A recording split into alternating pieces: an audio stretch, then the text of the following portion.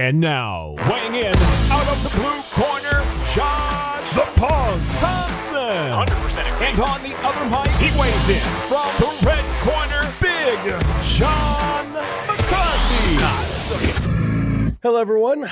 Josh Thompson. Hello, everyone. That was very nice. Yes, Josh Thompson. This is Josh Thompson and John McCarthy, and we are weighing in. Yes. What in the world was that? Hello, everyone. Hello. This is the Weighing In Show with the real punk, Josh Thompson, and me, John McCarthy, and Podcast Dave on the controls doing all the magic.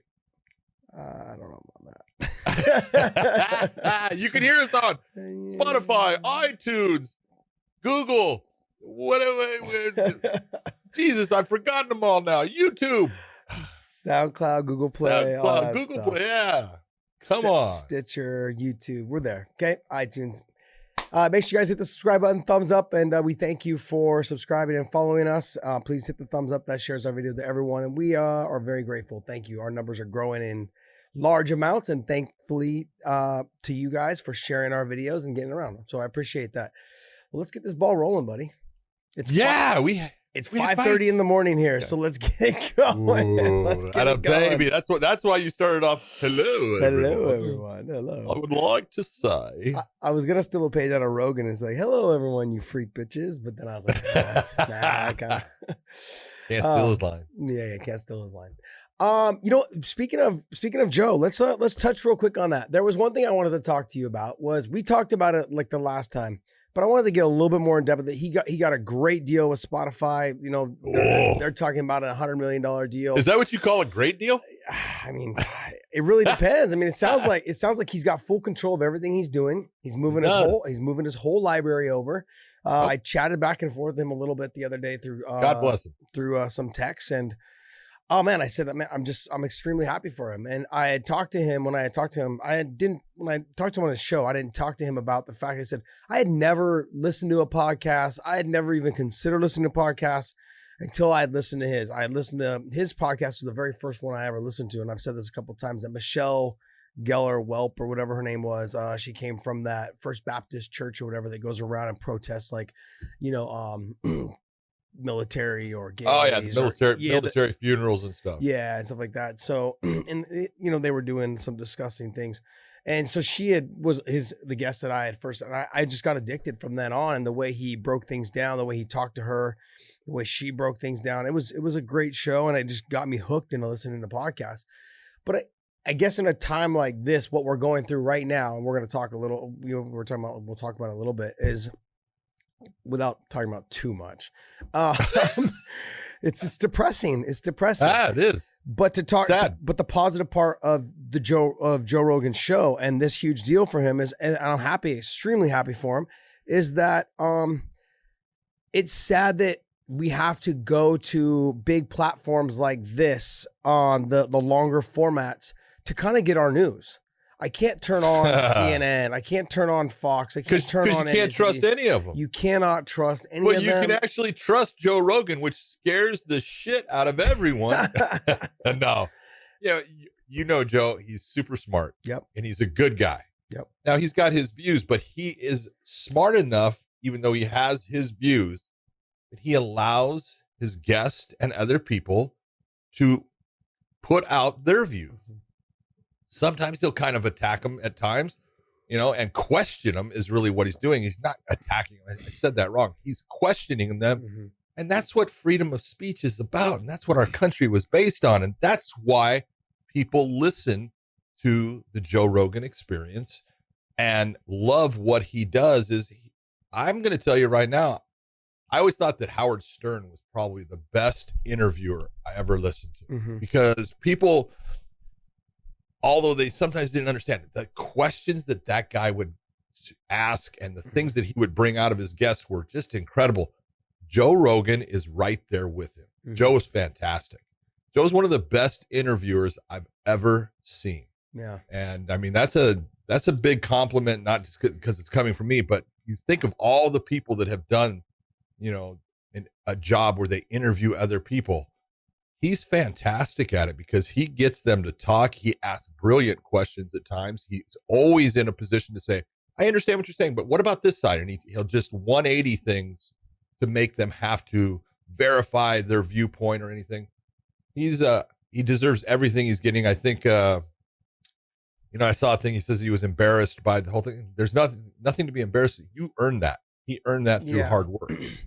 And if that's the way that podcasts are going and someone can get that, man, God bless him.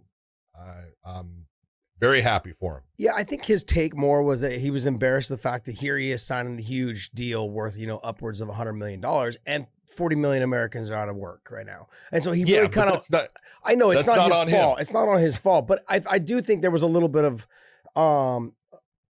him just kind of tread softly, like him not boasting too much about it. But that's what we're here for. We're here to boast for him.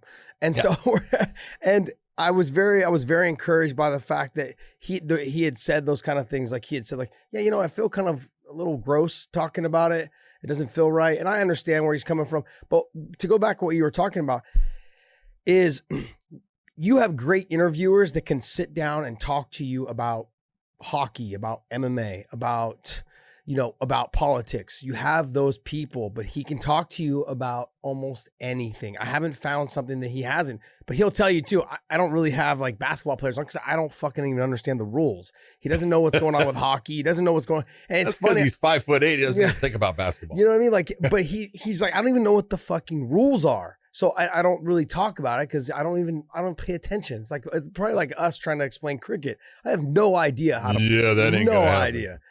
And so to sit here and to talk about all the guests that he's had on, from Bernie Sanders to Ben Shapiro, and those are, political to me. I feel like complete opposites. But then all the way to, he had Candace Owen on. He's had but all the way to MMA fighters, to guys that, astrophysicists like Neil Tyson deGrasse. Yeah. It's very incredible. Elon Musk, people at all different type of levels of businesses that they work in. And he's able to have a great conversation with them, but I also like that he kind of asks the hard questions. Like I'll give you an example. Ben Shapiro is Jewish. He kind of seems like he's, right leaning. He's very right. He's right leaning, but I can't say he's he's not Republican. He's conservative. He's conservative, but I can't say he's Republican. I don't know if he is. No, I'm saying like he's. I think his views go both ways. Yeah, and so, but when Joe had sat him down and talked to him about like, hey, you're Jewish, like, and to you, like, you don't believe in the gay marriage talk and conversation. And he had a couple of these conversations. He asked the hard questions, but then again, he didn't condemn him for the way he answered it. Ben broke it down as well, because it's a short format for him to talk. I mean, in a long format for him to talk versus what you see on CNN and Fox, and where it's literally like 3 minutes of just clickbait material for them just to say, yeah, well, you know what? Screw those people. And, it's like, and so they're trying to get their word in. There's 5 people on a panel. The whole segment's like 3.5 minutes, and each person's fighting for their 30-second soundbite. Not even that, like that's it. 10-second soundbite. You said it. It's clickbait because each person on that panel is trying to get their little thing out, their little message or their little clickbait material where someone could go, oh, did you hear? Boom. And their name's popping up. So then all of a sudden, that's the way media is today. And it's too bad, because we have gotten away from having these long, in-depth talks that Joe's podcast being usually 2.5 hours long, sometimes 3. That's what you can do with that unlimited amount of time. You can get into those, personalities and their backgrounds and their beliefs in a deep fashion that actually allows someone to know that person or have a little bit more understanding about them. Yeah. Yep. I think when you have an opportunity to sit down with someone and really just talk to them, have a conversation with them, and not say, well, you're wrong and you're wrong. There's no right or wrong. Let's talk this out and see it. Because I feel this way about a lot of people, is that politically we may not be aligned, but I think as humans, we feel we're on the same path on certain things. Like, you just don't kill people. You don't break into people's houses. You follow certain guidelines. I mean, I know that's probably a low standard that I just set right there, but I'm saying that there's a lot of things it's a good standard. How's that? Yeah. But there's a lot of things that people are in line with that they don't realize because they're too busy worried about the two-party system and, my side. And Joe's he said it very clearly. Like everyone's like fucking my team versus your team when That's it's it. not really Everybody that. wants to win. It's not. I've got to win. Though. Yeah, but if you don't believe in the way I look at things, then I've got to force you into saying that I'm right. I win. Yeah. When you're not going to get that. So don't sit there and try to change everybody with a 1-minute conversation. Try to understand their side. Yeah. Give them a point that is verifiable on your side to give them maybe something they don't know. That's the way to go about it. But again, this all comes down to freedom of speech. And it's one of the things that has changed in this country. We have people that are trying to actually take that away. Yeah, it's crazy. And that is where, and you have lost it. You lose the ability to have someone say, and there's people that say things all the time that I don't like their views. I'm not that guy that, likes any type of hate speech or racist speech, anything like that. But you've got to allow someone to say it, even though it's repulsive at times, because it allows the person that's saying the thing that you like and the thing that you think is right, the ability to say that. Yeah, I used to just shut people down sometimes when I was younger and be like, no, you're wrong. No. And I would just, and so. I still do. Yeah. So, but I honestly, I got to tell you, I learned this from listening to Joe's show, was that letting someone open up the dialogue, because the conversation is what needs to be had. If you can't have the conversation, then nothing's ever going to get figured out, and it's been impressive. I mean, for me, I feel like I've come a long way, and I'm not going to give it all to him, but I'm saying I've learned a lot from a lot of people along the way. I'm like, my approach was never the best when I was younger. That's kind of how I got that nickname, the Punk. I just was that guy that my approach was never the best. And as over years, I think it's definitely gotten better. And I think from listening to all different types of guests on Joe's show, as well as being around people like yourself, Javier Mendez, Bob Cook, Scott Coker for sure. Just opening my mind to just different ways on how you approach people, talk to people, and have this open dialogue and conversation. I think that's why you and I had hit it off so well throughout all of our Bellator events is, we always just sat down. It didn't matter if anyone was around us. We could talk fights forever, and then not even just talk fights. It progressively grew into, family stuff and fight stuff, and then sporting stuff, and, what's going on here in the country now and so forth. So it feels good to be able to have open dialogue conversation without someone saying, no, you're fucking wrong. Nope. Shut him down. It's that my team mentality. And it is. And it's about winning. I can't stand people like that. That's why I always talk about Bellator being better than UFC, because it is, man. I'm tired of hearing about it. I'm just no, I'm kidding, you guys. I'm kidding. Most of you guys went, man, screw this guy, man. See, you guys just shut me off. You're not open to my dialogue and my conversation right now. See, you can't shut me out like that. Can't do that. All right, man. Well, let's get into the fights. What do you think? First off, I want to thank you, Blackout Coffee, for my coffee. Hey, you know what? You haven't ran out yet? No. I'm surprised because you drink a lot of coffee. I do. They must have sent you a pretty good package. It is a bad. That's not a bad habit. It's a good habit. Let's say the bad habit. Happy with it. The only problem that I have with it is I seriously have to buy whitening strips for my teeth. That's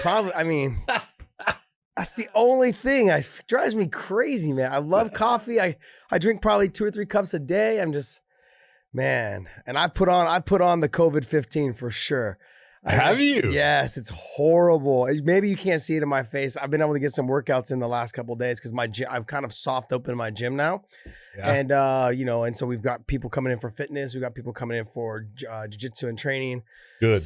And, I had a couple conversations with some of the local police here and talking with them. And they said, look, we've been told that, we're cautioning people, we're telling people be cautious about what you guys do and this and that. But they've also said, we're not here to make any arrests. We understand that times are tough and we're not here to make arrests or give citations, Literally, we're letting people out of jail who have committed worse crimes, and there's no way where I'm going to arrest you for trying to open your business. Thank you.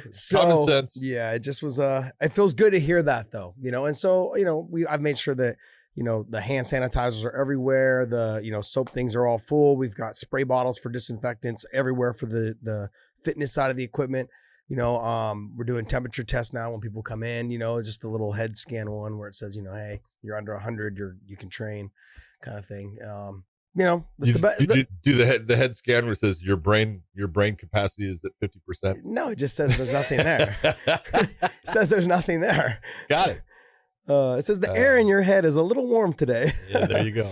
So, should we talk about what's going on in our country right now? Sure, let's do it. My God, it's so funny, Josh, because I don't think it's funny, John. Well, no. Okay. It's like a 30-year cycle. I don't know what it is, and it's. I don't know if there's people that sit there and wait for things and have things planned, and we're gonna. As soon as someone does something really stupid, this is what we're gonna do now. But my dad was in the '65 riots, called the Watts riots. And then I was in the '92 LA riots, and now we have. Again, it's like a 30-year thing. It happens that, what occurred and what has set this off, horrible. Yeah. But when you look at it, there's so many things that people are not bringing up as far as that incident. Mm-hmm. And one of the things that's, I used to go around teaching police officers all the time. And, I actually taught in Minneapolis. And if there's one thing that struck me when watching that is those guys knew they were being filmed. Yeah. They knew. And when someone knows they're being filmed and they're doing something that they believe is wrong, they stop. Yeah. They try to change it. And those guys, and the one officer in particular, just kept up with it, meaning he actually believed what he was doing was proper and right, which goes now to the training that they've received. And I'm not taking any blame away from what occurred with those officers. Yeah. But I am going to put blame on that department is what are you guys teaching people? There was an incident, and this is, Josh, I have been retired from being a police officer for what now? 12 to 14 years, I guess. All right. Positional asphyxiation is something that we dealt with when I was probably halfway through my career and started figuring it out and understanding that, hey, especially big people, when put on their stomach and under stress and having pressure put on them, their diaphragm starts to shut down and they can die. And you even hear one of those officers saying, oh, should we turn them on their side? Yes, you should. Yeah. Okay. And because he didn't even know what to say, but it's positional asphyxiation. And the other guy, no, dude, this is right. It's like that right there tells me you haven't been trained correctly. You're not even knowledgeable in the area.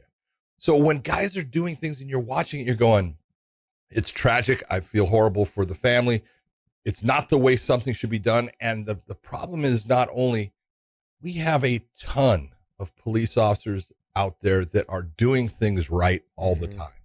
And all it takes is one person to put a giant dent or giant hole in the entire thing to make everybody look bad. And I'm sorry, to the women and men that are out there doing the job right. And, I'm sorry that this happens, that you now have to be painted with the same brush that an officer that's inept and does something that is absolutely ridiculous does. I'm sorry that you're having to put up with this. Yeah. It's not just the Minneapolis police department. There was also, there was a very similar death, I believe in Dallas, where, I guess for me, like, I look at it like I know there's a race issue. I don't think that this was. It has nothing to do with race. I don't think this had anything to do with race because if I bring up numbers as far as police officers and killing of male blacks or male whites, many more male whites are killed. Yeah. Okay. And if I bring up the number of black police officers that kill male whites, that's more than white police officers. It has nothing to do with race. All that number is bullshit. Yeah. Okay. This doesn't happen because of someone's pigmentation in their skin. No. Okay. It happens because of people not understanding how to properly address somebody that is either not going along with the program, resisting, we'll say, or in this situation, he wasn't resisting. He is handcuffed. That's what's strange, Josh, man. he is freaking handcuffed. What can he do to you? What are you, why are you putting pressure on him? Yeah. All right. When the handcuffs go on, the pressure comes off. That's as simple as it goes. If you want to fight with someone and they're cuffed, take the cuffs off, let them fight. Yeah. But we have people that professionally, we expect police officers to do all these things and to be good at all these things. And so many of them are just, yes, they went through training, but that training is like trying to teach you how to be an artist. I can teach you little things and you're still going to suck because you're not putting in the time and effort to make yourself better on your own. Yeah. If you don't do that on your own, you're never going to get better. How many police officers come in and train at your gym? Probably about 4. I think 4 or 5. 4 or 5. That's fucking ridiculous. Yeah. Because I used to tell everyone, you want to be good at something, then go train. Put money down. It's going to cost you. It's like playing. You're putting money down on insurance because you don't know when you're going to have that skill set. You don't know when it's going to come in to play, but when you need it, it's invaluable because it can make a situation in 5 seconds, it's over instead of 9 minutes of total ineptness. Yeah. There was this, another, someone had died of the same exact thing in Dallas. I believe it was Dallas. I was reading. There was one. Eric Garner died in his New Jersey, New York area. Okay. A guy selling cigarettes. Big man, put down, has weight on top of him. Mm-hmm. And when someone's saying, I can't breathe. Yeah. Obviously, they can breathe physically because they can talk, but mentally, their mind is shutting down, and it's no different than if you say, I can't swim and you're standing in 3 feet of water. Well, you can stand up, but if your mind is shutting down, you are shutting down and you can die. Panic sets in. That's it. Panic sets in. Yeah. And so a very similar death happened, I believe it was in Dallas when I read that. You're saying another, but the cop had had his knee on the back of his head, and the same exact thing happened. There is a photo. My brother's a police officer in San Francisco, and there's a photo of a woman police officer who's only like maybe 110 pounds, maybe. And it's like circulating here in the Bay Area of her kneeling on the back of someone's head. And I don't know. I don't know how to feel about it because the cops go through a lot of things. But if, like you said, if they're handcuffed and you've got 3 other people there, the other cops there helping you, there's no reason for you to be kneeling on their neck or their head. None. Especially on the 0. So I'm not condoning anything that this cop did. I think it's horrible. I think it's disgusting. I think it's horrible. What I also think is horrible and disgusting though is what's going on around the country. I think it's disgusting. Like people are looting, rioting. I mean, there's destruction everywhere. And from what I understand, it's not even people that live in those communities now. No, they're people that it's been orchestrated. Yeah, it's being orchestrated, and it's been set up. So sad. And there's videos going around. I don't know if you've seen them or not, of people taking videos. Like there's blocks. Yeah, like bricks. An entire pallet of bricks. Bricks just laid in the middle of right on the sidewalk. Yeah, right on the sidewalk. And you're like, where did all these bricks come from? Why would they be here? No one would ever put them here. But like you said, it's being orchestrated, and it's sad, man. It really is sad. You see a lot, as if we don't have enough troubles with the COVID thing going on and 40 million Americans not in work. Now you have people destroying other people's property, small businesses. Just it's disgusting. Yeah, like they don't have enough problems. And then I was watching a video last night. This poor guy was trying to stand in front of his small business, and somebody snuck up behind him and knocked him out with a skateboard. Like out cold. I mean, and someone said that he died, but I don't know. I can't verify that, but they were talking about how he was dead, that he died. And I was just like, that's just horrible, man. It's just disgusting to think that people are doing this.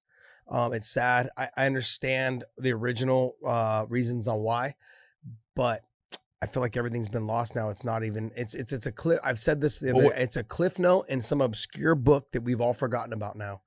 What happens is I believe everyone has the right. This is freedom of speech. Mm-hmm. You have the right to protest peacefully. Go ahead, protest. march, do all that. That's fine. Go ahead, because that brings attention to your position. But as soon as it becomes violent, now you're starting to lose that attention as far as what it's supposed to be focused on. And now it's just going towards the violence and the damage, and it's all gone. It's so weird that as we, get older and we figure things out, to understand, I don't know who's orchestrating things, but trust me, there's somebody there. Yeah. Someone's pulling strings. Yep. And it's a tragic thing that, a man has lost his life, now more, and his loss of life, it should teach everyone a whole lot, and there should be lessons learned from it, and it's being lost in the shuffle based upon now the actions of what these other people are doing, and that's wrong. Let's get to MMA. I can't take this anymore. Yeah, I'm serious. I feel like I just got to watch an episode of CNN. Oh no, I gotta go. I'm depressed right now. It's horrible to see, man. It's just horrible, you got to see the one thing. Did you not see? Because CNN was coming out basically saying that these people had a right to have this violence in Atlanta, and then they started attacking the CNN building. I was like, "Yep, they have that right. Go ahead." They broke all the windows. The front of CNN in Atlanta is all glass. And not anymore. Not anymore. They broke it all. I was just like, oh man. Hey, and then what's your take on the CNN reporters getting arrested? I don't know the actual circumstances truly behind what they were getting arrested for and stuff. So it's hard to say. I don't know. I don't know what they were doing. Yeah. I don't know if they were trying to, if they were in any way, and I'm not saying they were, I don't know, but instigating certain elements to do things so they could film it. Yeah. Now you're talking about someone that's creating more of the problem, and I'm going to arrest you. I don't know that that's what was happening. I don't want to comment on something that I don't know. But very true. I feel like the media thinks that they deserve, like, that they have this right to do and say whatever the fuck they want, and on the back page I'll just write a small little retraction when I fuck up, and everyone's just gonna forget about it. And I go back to the Joe Rogan thing. This is why people watch his show. This is why people listen to his show, is because you're getting real content in a real sit down area, and and a great conversation piece, versus these sound bites that you get from these other news stations that are really just obviously leaning in whatever direction and whoever's paying them, wants them to lean. So, anyways, let's get to fighting, man. Like I said, thank you, please. You got me. Let's get to good stuff. Yeah. Got me all here. And I'm going to say it. Thank you very much to the UFC for bringing in a shining light in a bad time of things going on in our country. So good job. Did you just? I did. I praised the UFC. Don't sit there and say, because they deserve it. Wow. I don't know. I don't know how I feel about that. No, I'm just kidding. I think it's great. It was nice to actually sit down and get to watch some of the fights. I got lost in the shuffle a little bit. Like we had people here at the gym watching the fights, and there was too many people. So I kind of didn't get to see the fights. Like, I can't watch fights with people now. I'm just figuring that out. I've got to just stop, man. I've got to stop watching fights with people. Like, every time I'm like, oh, that's a good fight. And then like 2 minutes later, I'm like, fuck, I missed the whole fight. And then you're trying to judge, you're trying to actually see, okay, I'm going to say who won this. You're judging it. And then as soon as you miss something, it's like, God damn it, I don't know what the hell happened there. It's like, it sucks. It's not even like you miss one thing. You miss, like, all of a sudden you miss 2 minutes of the fight. You're like, fuck, where'd the round go? Who won that? Oh, the other guy got the takedown, did some good ground pound. You missed the whole thing. You're like, shit, I had the other guy winning the round. No, there's no way that guy won. No way. Round. There's no way. 2.5 minutes of it went to the other guy, almost finishing him. I was like, I did want to ask you about the Bagoy fight, the fence grab. Okay.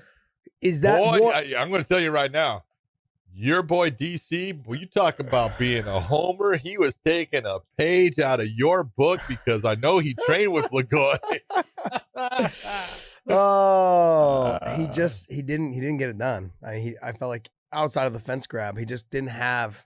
He's a step behind. He was only throwing 1s and 2s. Didn't try to follow up with 3s and 4s.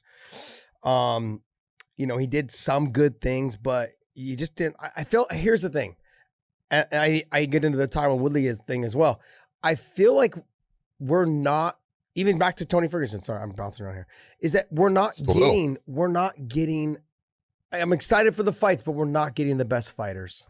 We're not getting the best of them. That was not the best Tony Ferguson we've seen. I don't know if it's the crowd. I don't know if it's because limited camps.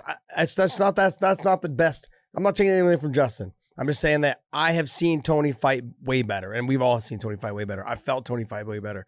So it just Burgoy, he's never been a cardio king. I'm not going to beat around the bush, and I'm not trying to be a homer either. I don't think we're getting the best fights. They're not the best prepared. You're not getting the best performance. The best performances out of them. Don't get me wrong. I'm fucking ecstatic that we're getting to watch fights.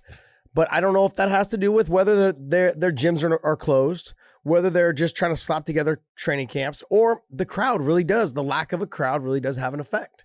I'm wondering. On a lot of guys. I've said that. Some fighters, this is going to help. Yeah. You know, and I can name guys in the past that, you know, had careers where if you watched them in the gym or you trained with them, you went, oh my God. And then you would watch them when they went out under the lights with the crowd, and they were just a different fighter. They just couldn't pull the trigger the same way. They just wouldn't attempt things that in the gym they just went to time after time after time. Yeah. And there's guys that I think that the crowds, you know, it's going to affect their performance in a negative way. And there's guys that it's going to affect their performance in a positive way because they're that guy that doesn't handle the pressure of the actual fight. This is why we say we've got game day fighters. Okay, dude, on game day, that dude, he's there. And there's those guys that's the pressure that actually hinders their performance. So I think you're seeing both. You know, there was some great performances in there, but the thing about Burgoy against Sakai, and here, I'll be a homer for it. Both of those guys came from Bellator. But the fence grab is the question, and the fence grab with what you saw. The real question is this: if I thought that fence grab stopped an actual true takedown from occurring, I'm going to take a point. Anytime you grab the fence and it actually stops what will be a change of position, no doubt you are going to end up on the ground. I'm going to take the point from you. There's no warning. I'm going to take it, and I can point out fights, you know, that, hey, I did that. Mm-hmm. Now, if I'm not sure that it was going to end up with the takedown, then I'm going to do the warning like Jason did. So I would say that Jason looked at it and was like, he kind of went down, but he was able to get himself up, and that's why I'm going to give the warning and not take the point. It's a close one. It's a close call, and it's 50% of the people are going to say you're right. 50% of the people are going to say you're wrong, no matter what decision you make. John, you're wrong. So, okay. It should have been a point. It should have been a point. Okay. The reason why it should have been a point, even with the fence grab, he still kind of got a takedown. He would have had a more explosive takedown. He probably could have ended up in a better position when they hit the ground. What did I just say? What did I just say? I just said, John, you're wrong. I thought that it would take, that would be what stopped the actual takedown from occurring, and he would have ended up down the ground, then I would have taken the point. If I didn't think he was going to end up in a bad position on the ground, then I would have warned him off of it because it didn't affect it. If it affects the fight where it changes it, and there's a big question of if that takedown had occurred, does Burgoy keep Sakai on his back, and does he get the win based upon he had won one of the rounds on all the judges' scorecards? So maybe he would have won that third round, and he would have gotten the decision victory over Sakai. So there's a good possibility that grab saved Sakai, you know, from losing that fight. I'm going to give Herzog a hard time about this. This is just, what has he got against the AKA fighters, man? What's he got? You want me to start giving a list of things? Yeah, I felt like the takedown, he could have, it's that we'll never know kind of situation, because it's a tough one. Yeah, I would have taken the point only because he was still, even after the takedown, even after the fence grab, he was still able to get him down. He just didn't end up in a better position like he would have had he altered the takedown. It altered the landing and where the positioning would have been for him to get the takedown, and what position he would have been on top. So who knows? There was a fight. I can't remember the guy's name, but he was, it's so funny. He was the ginger. He was. You're talking about Billy Q. Quarantillo Yep. against Carlisle, Spike Carlisle. That fight was That was a great fight. That was fun. Oh, fuck yeah. That was fun. And I got to say, I love that fight. The way Carlisle started off the fight with the jumping head kick kind of reminded me of Travis Brown and Verdum. He just ran across and tried to like sidekick him in the face. But I thought it was beautiful. It was a great fight. Close fight. I had it 1-1 going into round 3. I had Carlisle winning the first. Yep. I had Carlisle losing the second. Close. Yeah, losing the second. Yeah, your boy DC said, "Oh no, he got this." DC, you're watching the wrong fight, dude. Yeah, I texted him and he's like, "Oh yeah, he's got to finish him." I'm like, "What in the hell are you talking about?" Crazy, like, bro. Maybe I don't know. Maybe you're 15 feet away instead of 6 feet away from the cage. Did you not see that boy almost get? Was it 3, maybe 2 triangle attempts? There was a couple submission attempts by Quarantillo. That was, I've known Billy for a long time, and Carlisle comes from California too, but Billy is, man, just a tough kid. And he was in the Ultimate Fighter, and he wasn't ready for it at that time. Yeah. He didn't have the skill set. Now his skill set, he's got a really good submission game, but man, the one thing that he has proven time and time again is you are going to have to just put him out, because he is not going to stop. He is not going to quit. He's not going to stop moving, and he's going to wear you out. He knows that I've got to get the fight into that next round. I've got to get past this first round. This guy's really strong, really explosive. Let me make it through it. He lost the round. It's okay. Now it's my turn to start. I'm going to keep that pressure on you and start wearing you down. And he did, because, there was that one moment Carlisle ends up at the end of the first, he wins the round, no doubt. And he gets up with like 4 seconds left and starts walking away. And it's like, what are you doing there? Okay. I love the fact that Billy Q comes over. Yep. And you see the referee is Mark, and he's trying to like, don't stop him. He decided to walk away. Yeah. That's his choice. Let him go. And it's, I just look and say, sometimes guys do things. You go, what are you thinking? There is time left on the clock. Use it. Yeah. It's those guys that they've broke away with a 100-yard run right in the NFL, and they dropped the ball at the 1-yard line, celebrating too early. And he got up. I think there was, like you said, 4 seconds left. People don't realize how long 4 seconds is. He got up and walked all the way across the cage in less than 4 seconds, and he got clipped because of it. He got clocked because turn your back to him. Anyways, I mean, that's one of those like just brain farts. Like, what are you doing? Yep. Kind of showboating a little bit. And, but what's the kid's name? What's his last name? Q? What do you call him? Q? Quarantillo. Okay. That kid is 31 years old. Looks like he's about 16. Not a kid. Oh yeah. Yeah, but he looks like he's about 16. He's a kid to us, okay? Because you're really old. I'm old, but you're really old. Well, I'm just glad that you're getting into the grandfather. Yes, I'm getting close. He is he looks like he's like 16 years old. I saw the stats, and when he said he was 31, I was like, that's got to be a typo. There's no way. This kid's like 21, maybe 22. But I thought it was a good performance. Like you said, he weathered the storm, was able to come back and finish strong in the second and the third. But Carlisle's definitely fun to watch. Oh, yeah. Well, you can tell. Carlisle, first off, he's crazy, okay? Because just taking the chances that he was taking shows that, you know what, he's got that in him. Yeah. He super strong because he muscled his way out of some tight positions, just very athletic, strong. And he honestly was in good shape. Yeah. He just didn't know when to take those breaks during the fight when he should have. Yep. Which is just fight IQ. Yep. He just doesn't have it right at this moment. That fight IQ that's going to get him the win in that situation instead of making it to where he's going to lose it. So. Yeah. We had Anthony, when we talked about Anthony Smith, when he fought Glover. You've got to find the right times to rest. Yeah. And Carlisle didn't. Like anytime he had a chance, an opportunity to take a breath, he didn't. He tried to push the pace and make it go, which you can't be mad at that. As a promoter, No. But you got to sit there and go, as a fan, that's awesome. As the guy in the corner for him, the trainer, you go, whoa, slow down, take your time. Yeah. This is that moment. Hey, grab 2 big breaths of air. Yep. That's going to help you.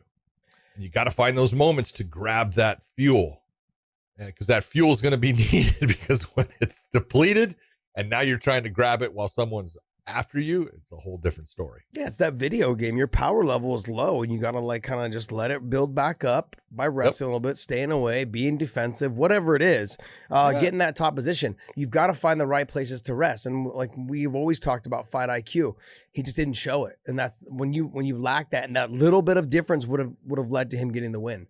He exactly what you're saying.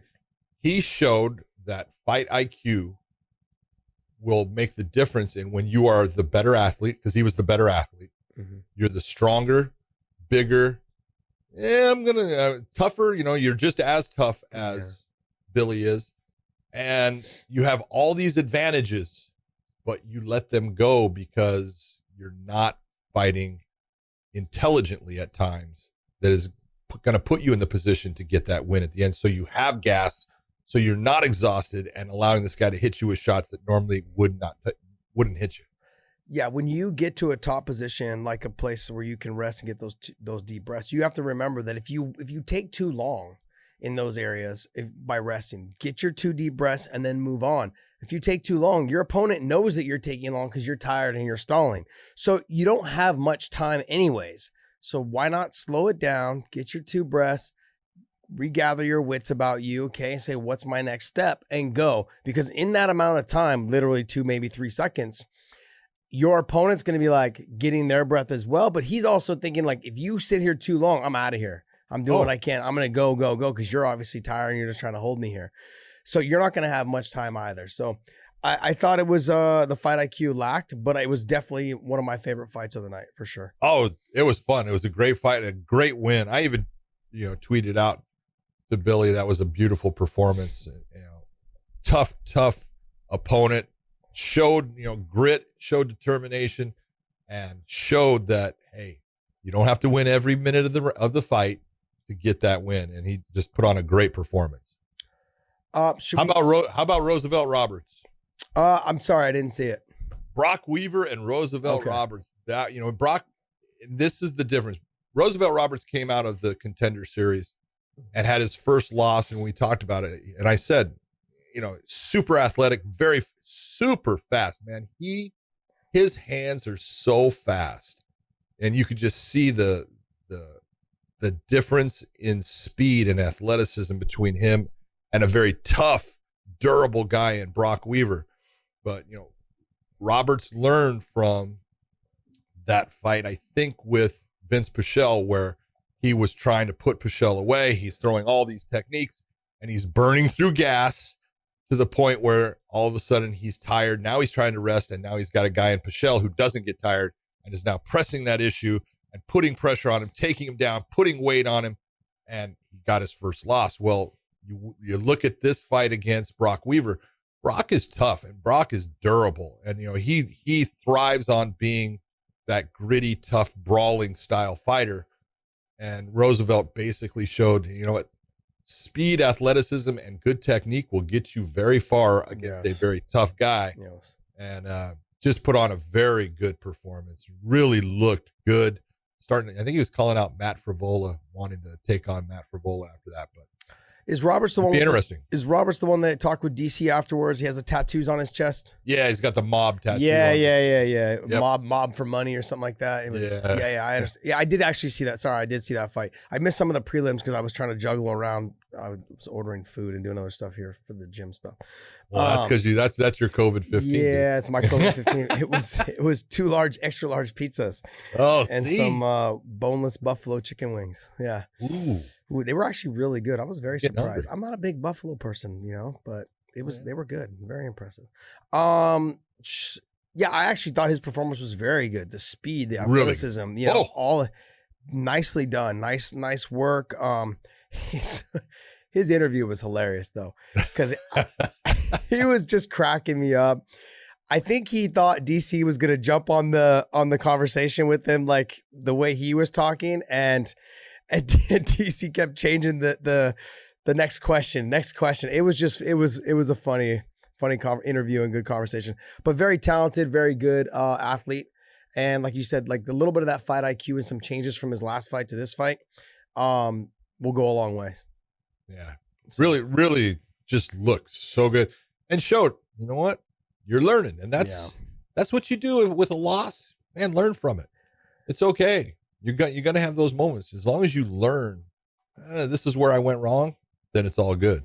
Yeah, you're going to have those moments unless you're Khabib. No. Khabib. No, okay. Well, he hasn't had that moment yet. Not yet. Knock on wood.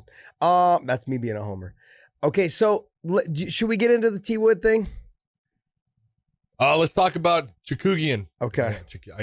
I can't say her. I can't say her name. Caitlin Chookagian. Chookagian. I've heard. Go ahead. Man, she looked good. You talk about smart performance. Don't see it, because she came up as a stand-up fighter too. Yeah. Got really good kicks, good technique. Why are you going to stand up with Shevchenko? Took her to the ground, beat her. That was a 10-8 round in the first round, 10-8 round in the second round. Yeah. I thought, I think all of the judges, I don't know, not sure if all the judges had it that way, but just dominant. And man, you got to give it to Valentina Shevchenko. Shevchenko was tough. She had some positions where she was getting choked. It was fairly tight. She's not giving in. She's fighting it. She's trying to post up on her hands to get herself back and up. She's taking shots to the face. Never, ever stopped throughout that fight.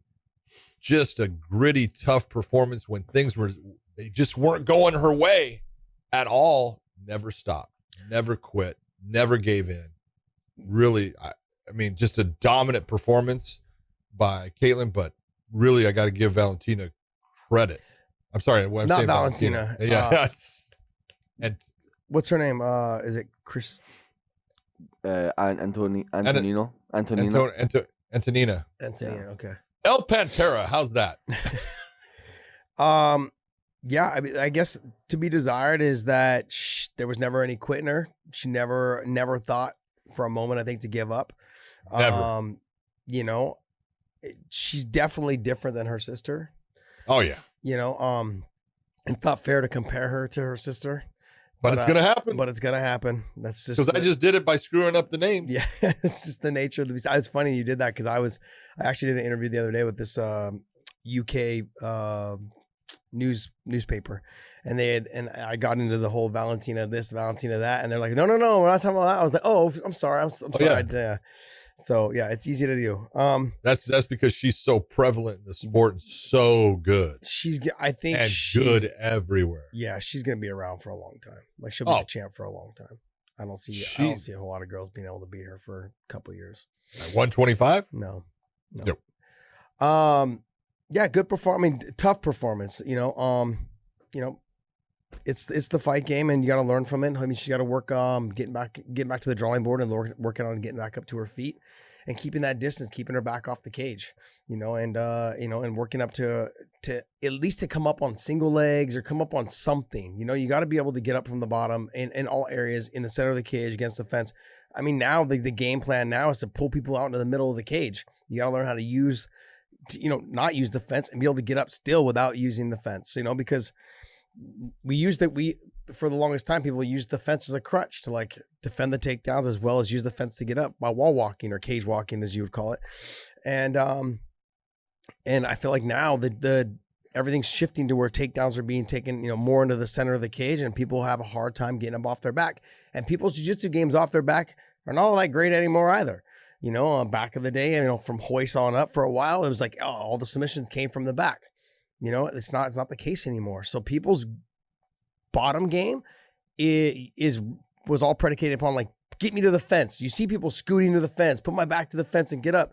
But, people now are making some adjustments and keeping them away from the fence. So it makes it harder for them to get up. They've got to work on their bottom game from away from the fence.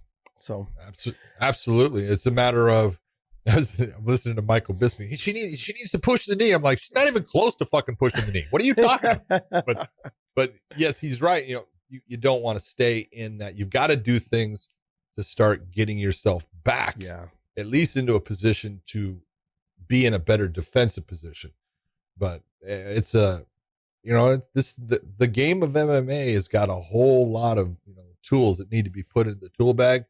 And when you go into fighting and you become successful with a limited set of tools, and it doesn't matter that you don't have that ability to fight off your back, doesn't matter until someone exposes you. Yeah. And then when they expose you, then you either say, okay, I got exposed. Now I walk into the gym and I flop on my back and say, get on top of me and let's work at this. And I've got to learn how to get myself out of these positions, or at least become offensive from these positions. So I'm not just taking in damage. this position of just getting beat on. Yeah. Okay. T Wood, Burns. Oh man, Gilbert Burns looks so good, dude. So good. Because did he look good, or did T Wood just not look good at all? It's both. I'm just, it's in my opinion, and it's just my opinion, T Wood is a different fighter now. He's lost that. He had that, that thing as far as going after something and being the aggressive guy that walked through other, take a look at when he beat Robbie Lawler. He hardly backed up with Robbie, and Robbie hits like a truck. So he went through Robbie going after him to say, you know what, I put pressure, and he was putting pressure on everyone. Look at what he did when he fought Stephen Thompson, pressured the entire time, had to do that. And that's what he did. Well, what made T Wood successful was not only his wrestling ability and being able to keep guys from taking him down, but it was the pressure that he put. And then he had that long range right hand, because the ability for him to move his feet when he would be at a distance that people thought, oh, he can't hit me. And he would swing that right hand and shuffle his feet and slide and boom, and he would land that thing.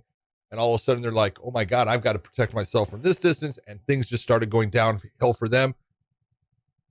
I don't know if there's a confidence factor that has occurred with the loss to Usman, but the guy that I watched last night, even when he first came out, he tried to hold the center of the cage, and you saw Burns was the guy that was leading the dance. As Chael would say, hey, this is a dance. One guy's going to lead. Gilbert, from the very beginning, started leading that dance. He was the one that was dictating where the fight was going to go. He was the one that was creating the angles on the stand-up from the very beginning. He lands the shot that hurts T Wood. I'll give, Tyron credit for, surviving on the ground, being smart, holding on until he gets his wits back. He got opened up with the cut. He didn't let the cut affect him, but he's just not fighting the same way or as effectively as he did before. And sometimes that's, a confidence factor in you. Sometimes it's the confidence factor in your opponent. When someone sees the blueprint on how to beat you and goes, okay, I've seen it done, I know it can be done, and I can do it, and they have confidence, and I think that's what Gilbert had coming in. That's what you see in the fight, because, let's be honest, Tyron did not win him. He didn't win a minute of that fight. Yeah. There's a couple things. There's my fight analysis of that situation is this. He's been out for 15 months. He comes back, and one of the very first exchanges, he gets dropped. That right there is like, this is not how I planned my comeback. It's a snowball effect. It really is. True. Like, shit, I'm ready to fight. And like even he said, I had a great camp. I felt physically great. No injuries. He was ready to fight. He has no excuses. I tip my hat for him saying that. He just said, Gilbert, put it on me. The bottom, for me, I feel like when you're out that amount of time, first couple exchanges, you get caught and clipped. The speed, I felt like T Wood had the speed, but he didn't have he wasn't able to pull the trigger. Yeah. I would tell you, I think Gilbert had the speed. Gilbert's hands were fast at times. They were. When you saw, Gilbert many times, he's touching, just looking and just pairing for little moments. But when he decided, I'm going, boom, boom, man, he was fast. You got to give Burns credit, man. He is looking phenomenal right now. In his stand-up game. He's got confidence. He finally has that confidence in his stand-up game, because he got hit by T Wood twice. That, you know what, they were solid. Yeah. He just took one step backward and came right back to what he was doing. Man, I just don't. Hey, there we go. I don't see right now if T Wood stays with what he's doing. Yeah, it's going to be tough. Yeah, You know, No, so there's that. Like my other point was on the Gilbert Burns is that he trains with Usman. So I think he understands going to 170. He understands how well he does against Usman in different types of exchanges, whether it's on the feet or on the ground. It really comes down to the fact that these guys like Colby Covington, T. Wood, Usman, like if Usman and Burns were to ever fight, which they probably won't, they're on the same team, but you can't take him down. You don't want to take him down. He's probably one of, if not the best jiu-jitsu guy. I mean, outside of Damian Maia, he's probably the best jiu-jitsu guy in the game right now. That's how damn good he is on the ground. Lovato's gone. He's up there, no doubt about it. You look and you go, in the UFC, I would definitely say he's probably got the best submission game there is. Well, let's not even say the UFC. Let's say in Bellator. Who else? Lovato's gone, so who else do we have? I mean, if I'm talking MMA jiu-jitsu as well as just normal, who else is there that's as good? If you're just talking pure jiu-jitsu with a gi? No, I'm talking, I can talk MMA jiu-jitsu as well, but I can also talk pure jiu-jitsu with the gi as well. I would give it to him. I mean, you have Damian Maia, you've got him, you've got Lovato Jr., but Lovato's not in anymore. I mean, he's not. We've all heard Gegard Mousasi's really good. You know, we've seen him, he's very good on the ground. But I mean, if I'm talking like your straight jiu-jitsu skills, I don't know who else is better than him on the ground. I'll give it to you. He's right. Yeah. He's right at the top. Yeah. You know, and he had the fight against Gunnar Nelson, which is a guy who I really appreciate Gunnar's ground game, and never really got there. You heard him, but you look and you go, there's nobody that's going to want to be on the ground with Gilbert. No one wants that. So now you have the speed on the hands. He's kind of opened up a little bit on the kicks. There were some good body kicks he threw last night against T. Wood, and just made T. Wood's hands stay here loyal. People don't get is that when you're throwing those body kicks or you're throwing body shots, it's keeping their hands loyal to their ribs, which means it's hard for them to reach out and extend. It makes them cautious to pull the trigger because of those body kicks. And all it takes is one, and it's over, and I felt like he did that enough to keep T. Wood from pulling the trigger, because I felt the speed advantage was to T. Wood when he pulled, but he just didn't pull enough. And that's why, I've always said this, the best defense is offense. And when you're not offensive, like nothing's going on, man. You're easier to deal with. Exactly. If you're afraid to pull the trigger, it ends up just being a snowball effect. And that's what I saw last night. Once he got dropped in the first, was able to get back to his feet, all those things. But it just was like, okay, let me back away. The speed's there. Gilbert, you could tell, had been fighting consistently from his past fights. He had the momentum and the ball rolling from his last fight to this fight. He's on cloud 9. Confidence is key. T. Wood, 15 months off. First couple exchanges gets dropped. Snowball effect. It starts going down. So much mental mentality goes into this that he shut off. And as the fight progressed, it got worse. I felt like worse and worse and worse. In the 5th round, I think he knew he had to get a knockout. He tried, but he still was only throwing ones. He tries to parry that jab down and come over the top of that overhand right. I've sparred with him a couple times, out at BJ Penn's place and at AK. That's his money shot. You saw him do it to Josh Koscheck when he fought him. He parried over the top, boom, boom, right hand, left hook. So fast, so explosive, and that's his bread and butter. But he just couldn't get it last night.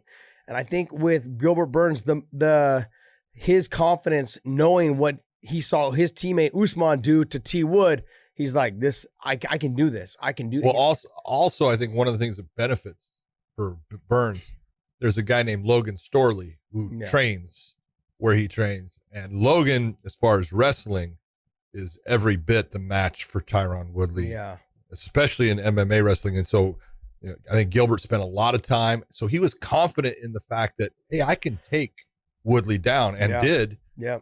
And that opens up things for you. And it also puts Woodley in that defense position. And I think that's what Usman in winning showed, and what, I'm sure he talked to Gilbert Burns about, hey, if you can make him have to deal with that takedown too, he shuts down in his offense. He slows himself down because he's not confident that, I'm not going to get taken down. He doesn't want to be on his back. So there was just everything. And I think at this point, Tyron has got to figure out where he wants to go, because 38 years old now? I think he's 38.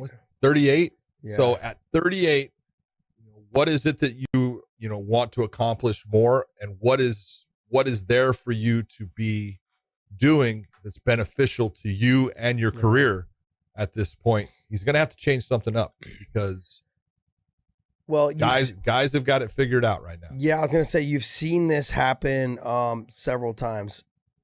Champions are champions, and as soon as they lose, it's almost like their mystique is gone.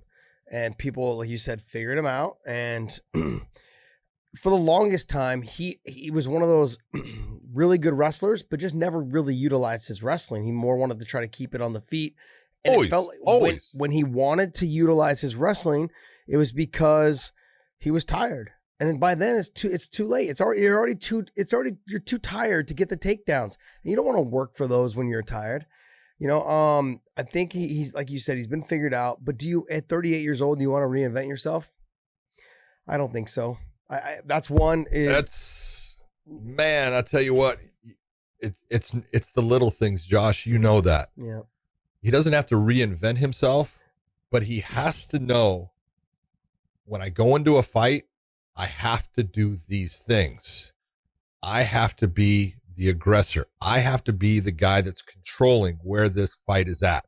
I cannot allow someone else to dictate the pace of a fight that I am in, because that will go bad for me. And that's a little thing, but it can lead to a huge difference in your performance. Yeah, at 38 years old, though, what happens, and I speak from experience, is that when you don't pull the trigger, is because you feel like you're a step behind. Not a step, not even so much a step behind. You feel like you're off a tiny bit. The person is just as fast, whereas before you were always the fastest, or you always had some sort of advantage in certain areas. And also losing your title, losing the way he lost it to Usman, just got outworked, out-hustled, out-wrestled. He got everything. And the same thing happened last night. And when that happens, I feel like it's the hesitation of pulling the trigger because you're afraid that you don't want to get knocked out. You were the former champion. There's almost like all this pressure on you to self-imposed pressure. Yes, it is self-imposed pressure. Yes, 100% it is. To live up to what your expectations are of yourself when you were the champion. Like, oh, I was this. I was no. Yes, you were, but this is different now. First off, it doesn't matter what you were yesterday. Yes, I know. Okay. But it's hard. It's all about today. Oh, yeah, it is. It's hard for athletes to not. But it does not matter what you were yesterday. It's all about today and tomorrow, because yesterday it's in the past. Yeah. And you got to let that shit go. It doesn't matter. And if what was working for you in the past is not working for you in the present, you got two choices: change or leave. Yeah. Because you're going to end up getting the same result. Yeah, he's going to have a hard time unless he makes some adjustments. I feel like all he has to do is pull the trigger a little bit more. The guy who is sitting there going, why is Leon Edwards. Yeah. Because he's going, that should have been me. Yeah. Yep. And because of that, because it wasn't him, it's Gilbert Burns and Leon Edwards is going to be a crazy fight. It's going to be a crazy fight. But I mean, I'm hearing that Leon's going to get the next title shot. I don't know how true that is. I don't know if that's going to happen. I would imagine they would probably do the Masvidal Usman fight, given that they're both here locally, in the States, and they could fight at the Apex versus where Leon's in the UK. And you have to fight on Fight Island. It's become more of a, they don't know when that's going to really be. Is there a Fight Island? Yeah. Is there really? I don't know. We're going to find out. I don't know either. I don't know. Oh yeah, we'll find out. I have a feeling that somewhere along the way, someone's going to go, ha, gotcha. Yeah. They trademarked all the names for it. With UF. Oh yeah, did you see the thing? What's that dude John Oliver. John Oliver, yeah. He goes, because of Fight Island, he goes UFSEA. Yes. And they're actually going to trademark it. They did. You did already? Yeah, they trademarked like 3 or 4 of them. That's great. I love that. That's crazy, man. Yeah. Man. I thought it was someone good, comes up with something, steal it. Yeah. Good job. It's yours. Did you guys see Jon Jones and Dana White? Of course we get did. into it? Oh, yes. Glad you could come with something useful today. Of importance. That's a good job, Dave. Way to bring that up because you know what it is important. You know I have to because Josh doesn't fucking read any MMA news. This guy. Whoa. What is your take on that? Who's telling the truth? Come on, Josh. One of them's telling the truth. Jon Jones. I never thought I would say this. You are right. You are right. Jon Jones is telling the truth.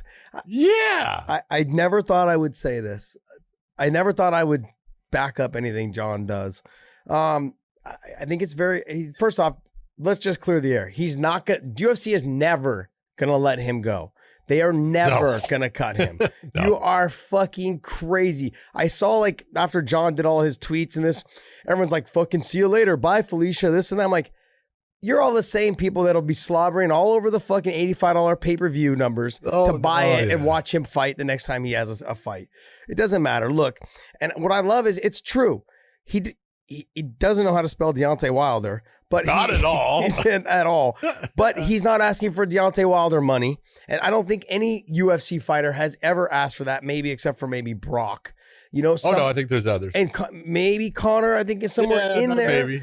You know, but not maybe. He's like, not maybe. Not maybe. But I mean, like, sure, what you ask for and what you get, totally different situations. But you gotta have a benchmark. I don't think Jon Jones is going, hey, give me $30, $40 million, $50 million. He's not saying that. But like he said, I'll settle for half of that. When in fact, he's only getting half of that, you know, every fight, which is about he said, what, $5 million is what he's getting per fight, pretty much is what it sounded like in some of his tweets. That's good money. That's phenomenal money. That's phenomenal money. Do I think he deserves more?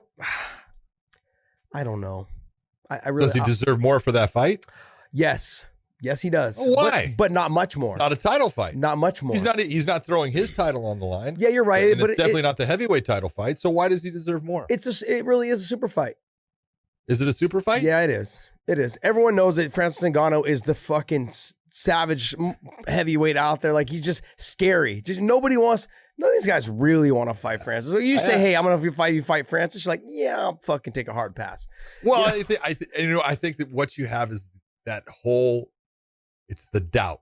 You have Francis that has exactly what he's got that power. Mm-hmm. He's got that ability to just touch you once and end your night. Yeah. But everyone looks at Jon Jones and goes, that guy's got technique. That guy's got fight IQ. That guy's got all these elements. Which element wins? Is it the freaking brute force of Ngannou? Does he put Jones's lights out, or does Jones just fight really smart and just frustrate him, pick him apart, put him on his back? You don't know, and that is what makes it a good fight. That's what makes it interesting. Yeah. That's why people want to see it. I think people want to see it for probably some of the reasons that I want to see it. I want to see Jon Jones lose. Yeah. And some people want to see him win. I'm sorry. I mean, like, I started off the conversation by saying I never thought I would agree with Jones. I think what Jon is saying is accurate. He's not asking for a lot of money. It doesn't sound like he is from his mouth, but he does deserve a pay upgrade. If you're going up in weight class. But if you're going to do something like this, Josh, you've got to be smarter in the way you do it. Has he done anything that makes you think he's going to do it smarter? Are you fucking kidding me? Come on. I mean, you look and you go, Jon, don't put out right away, hey, I'll fight Ngannou. I want this. Leave the money thing to the side. Okay, what the first thing you want to do is get all of these people, all of the MMA fans out there, the dummies like you and me, Josh, and get them to be talking about, hey, did you not hear Jon Jones said, I'll fight Ngannou and I'll whip his ass. Mm-hmm. Okay, that's what Jon should have put out. Hey, Dana, you want someone to fight that guy? I'll fight him right now and I will whip his ass. I'm telling you, it's guaranteed. Mm-hmm. Put the Joe Namath statement out there. I guarantee it. Now what are people doing? Now people are going back and forth. Hey, do you think Jones can beat Ngannou? No, Ngannou's going to knock out Jones. Jones doesn't have a chance. Jones is going to kill him. All that talk starts going. And all you got to do is Jon Jones just shut up. Stop. You don't have to say anything. And then finally come back and say, hey, all you people out there, do you really want to see this guy that you think is this monster die? Do you really want to see this guy get destroyed? Because I will destroy him. That's your next one you put out. Yeah. And you get people talking again. And eventually what happens is people, the fans, will get to the point where they now are begging for that fight. They're pushing, they're talking, and the reporters start asking Dana White about it. And Dana keeps on getting these things. And all of a sudden, Dana gets this incredible idea. I don't know where it came from, but you know what? I think I want to put Ngannou against Jon Jones. What do you think? I think this could be a great fight. And as soon as that occurs, now Jones is sitting in the position of power. Now he's sitting there because he hasn't talked about money. And who comes at him saying, hey, what do you think about fighting Ngannou? And Jones goes, dude, I'll do it right now. And they'll say, okay, this is what we want to pay you. Nope, this is what I want. Because now it's in their court. They've already asked you to do the fight. Now it's just about how much you're going to do it for. Don't put out that stuff before. That's not the way, a smart person goes about doing this. I just look at him. He set it up wrong. Well, you know what I'm talking about. There's ways of setting a fight up. Yeah. And get Dana to say, I thought of this fight. I knew the fans wanted to see it. This is what I want to give them. Great. Do it. Make it work for you. Well, I mean, now that you changed the conversation and directed it that way, I basically just want to say, like, you got to blame his manager. Your manager should be doing a better job of getting you that fight. Now you're putting Malky down, man. What's up with you? I give what two is shits. your problem? I give two shits about what Malky thinks. The bottom line is like, sure, John's job is to get the fight to happen, is to promote Make it people on believe. social media, whatever it is. Yeah, that's your job. But I also do know that Dana has a way of going behind managers' back. So before I get into Malky too much, is that he will text the fighter directly and say, hey, sure, what about this fight? Are you interested? Are you serious? Or are you just on Twitter and just stirring the pot? All John has to do is go, yep. That's all he's got to say. Yeah. I don't know if they have that kind of relationship. Maybe there's more conversations. Maybe there's more like, hey, I want this money. Hey, hey, what are you looking for? Who knows? Maybe Dana did ask him. Who knows? I mean, I think it's hilarious that John says, why don't you call your lawyer and release your texts? Like, let's, and Dana comes out and says, let's take a lie detector test. No, just release the texts since we've already had this conversation. Yeah. That's, Dana came out saying some things and, he wants crazy money. You guys have, I should show, I'm not going to put out, the text, but, and then John goes, go ahead, put them out. Yeah. Call your lawyer. Let's put them out. That right there. Anytime you tell somebody that, you already know who's telling the truth and who's not. That's it. I was like, okay. If you're telling someone, I know what it is. Release the text messages. Go ahead. Release the hound. Yes. Let's go. Yeah. It brings me back to the Brendan Schaub and Dana White stuff. Oh yeah, exactly. The Eskimo Brothers. That's exactly what Go I was ahead. Thinking. It was all Dana saying all this stuff about Brendan and telling Israel, oh, you don't have to don't listen to him. He's a loser. This and that. Ask him. He got knocked out.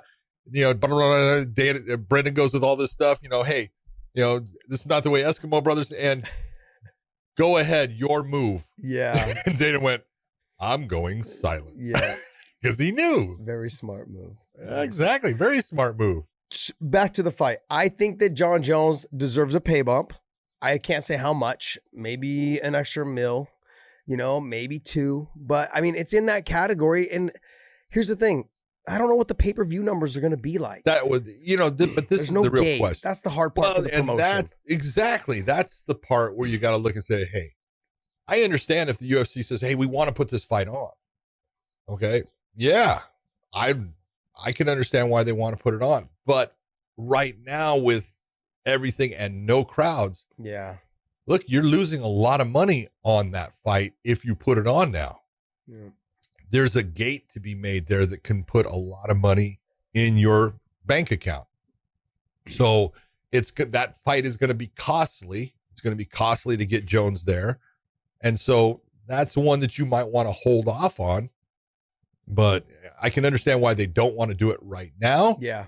But I still think that that's a fight that they actually want to do. I do think, of course, they want to do the fight. Of course. I mean, they just want to get, it'd be fucking crazy if they didn't want to do it. And Jon said that he's open to it.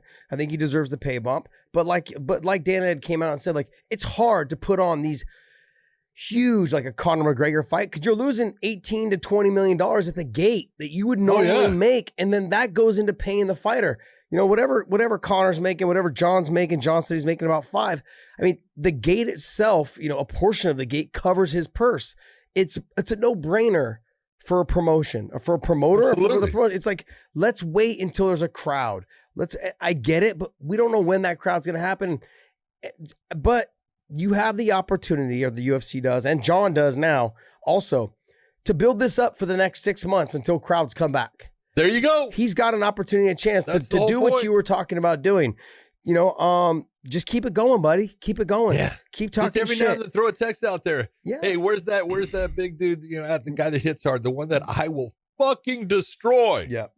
That's all you got to do. I would love to see that fight. I would love to see that fight. Yeah. Now that I think about it, yeah, I think I would like it. Yeah. Yeah. Yeah. You think so? What else? There was some other stuff that I wanted to talk to you about. Oh man, you always forget. I know. CTE. CTE. It's very true. Very true. I don't know. What else? I will tell you. I will tell you this. What about Nevada? Ended up putting on the fights there. Yep. Right at the Apex, correct? At the Apex. Where is that at? That's right on. Right in the UFC facility. The UFC facility sits off of the 215. Yeah. Their offices sit off. It's probably it's a couple of exits down from the 15. The 215 crosses it. And they're at Jones, which is perfect for Jon Jones right there.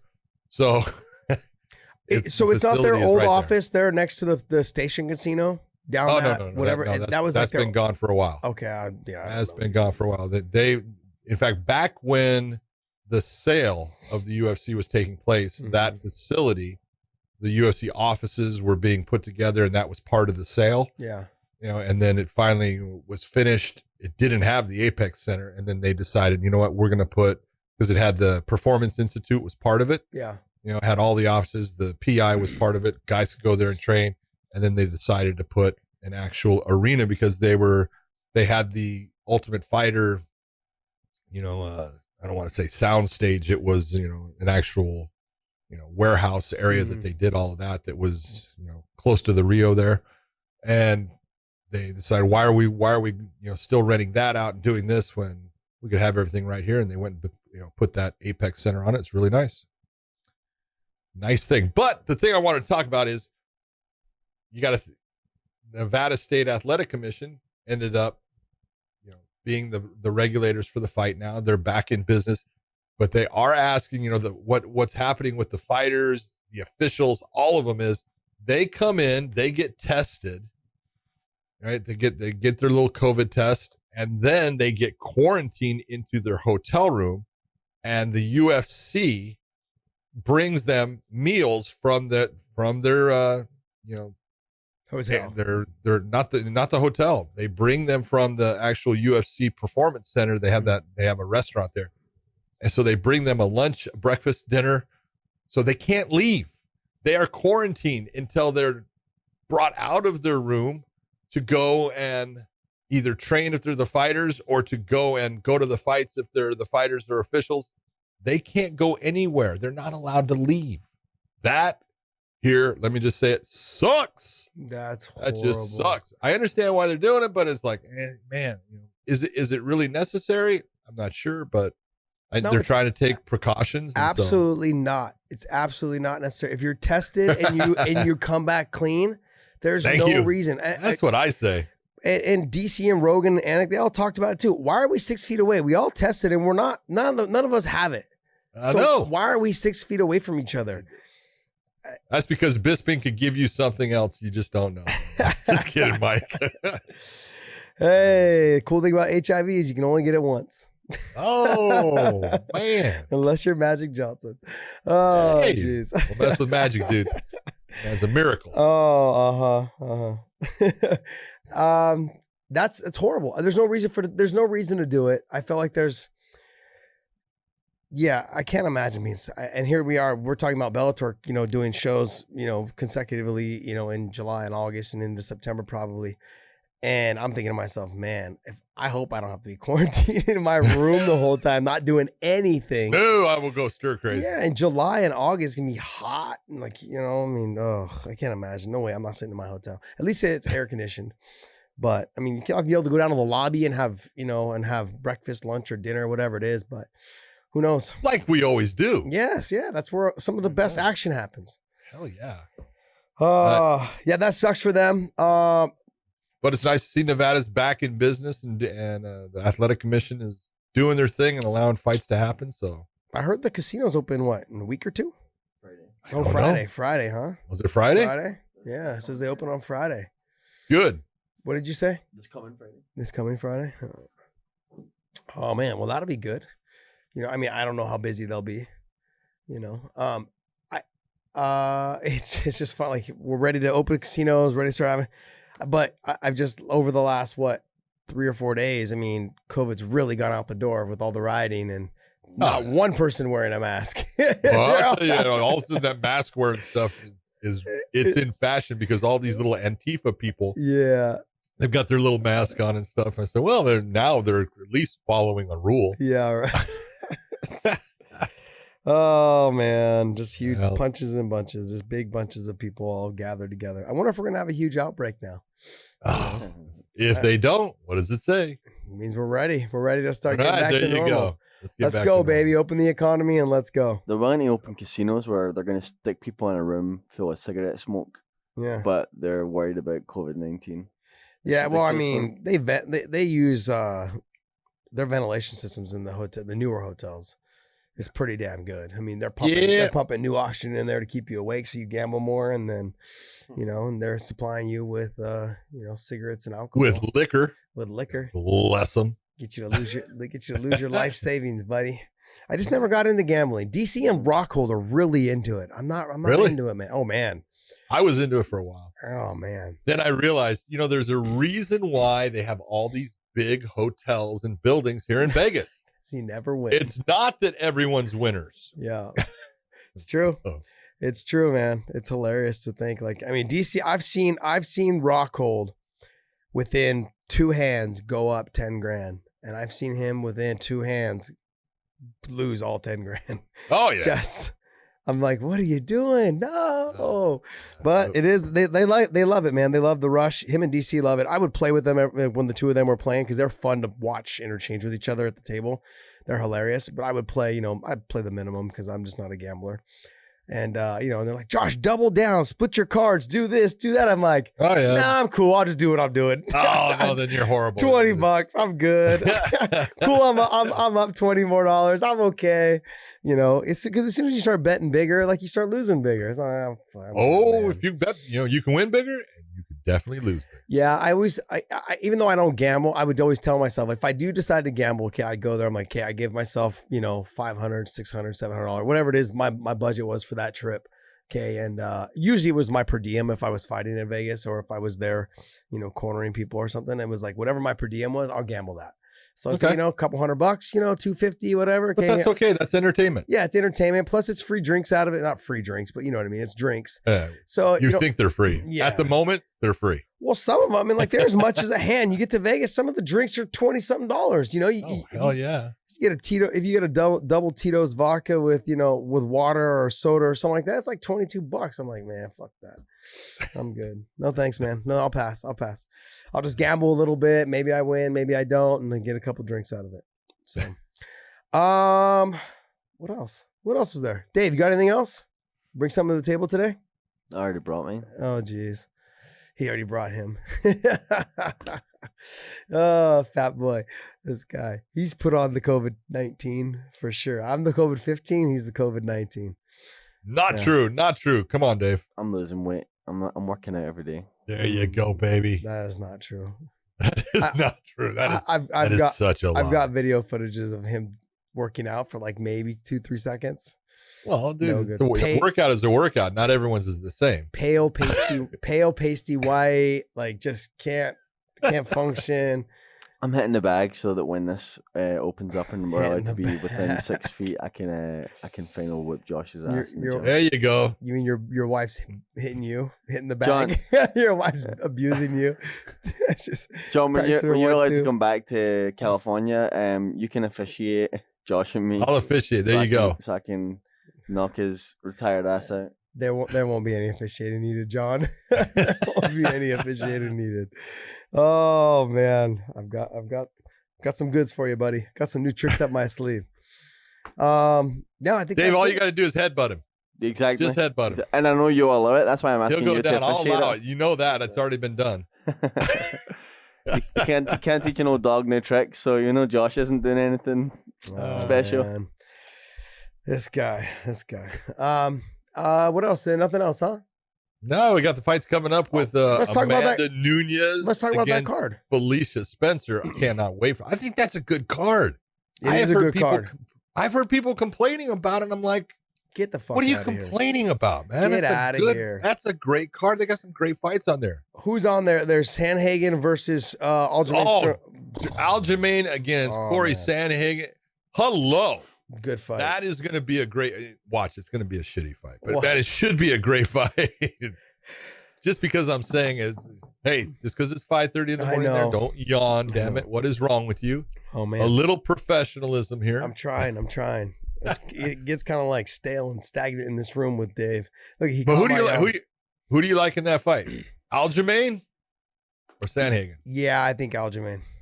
You? Yeah, I do. All right. Why?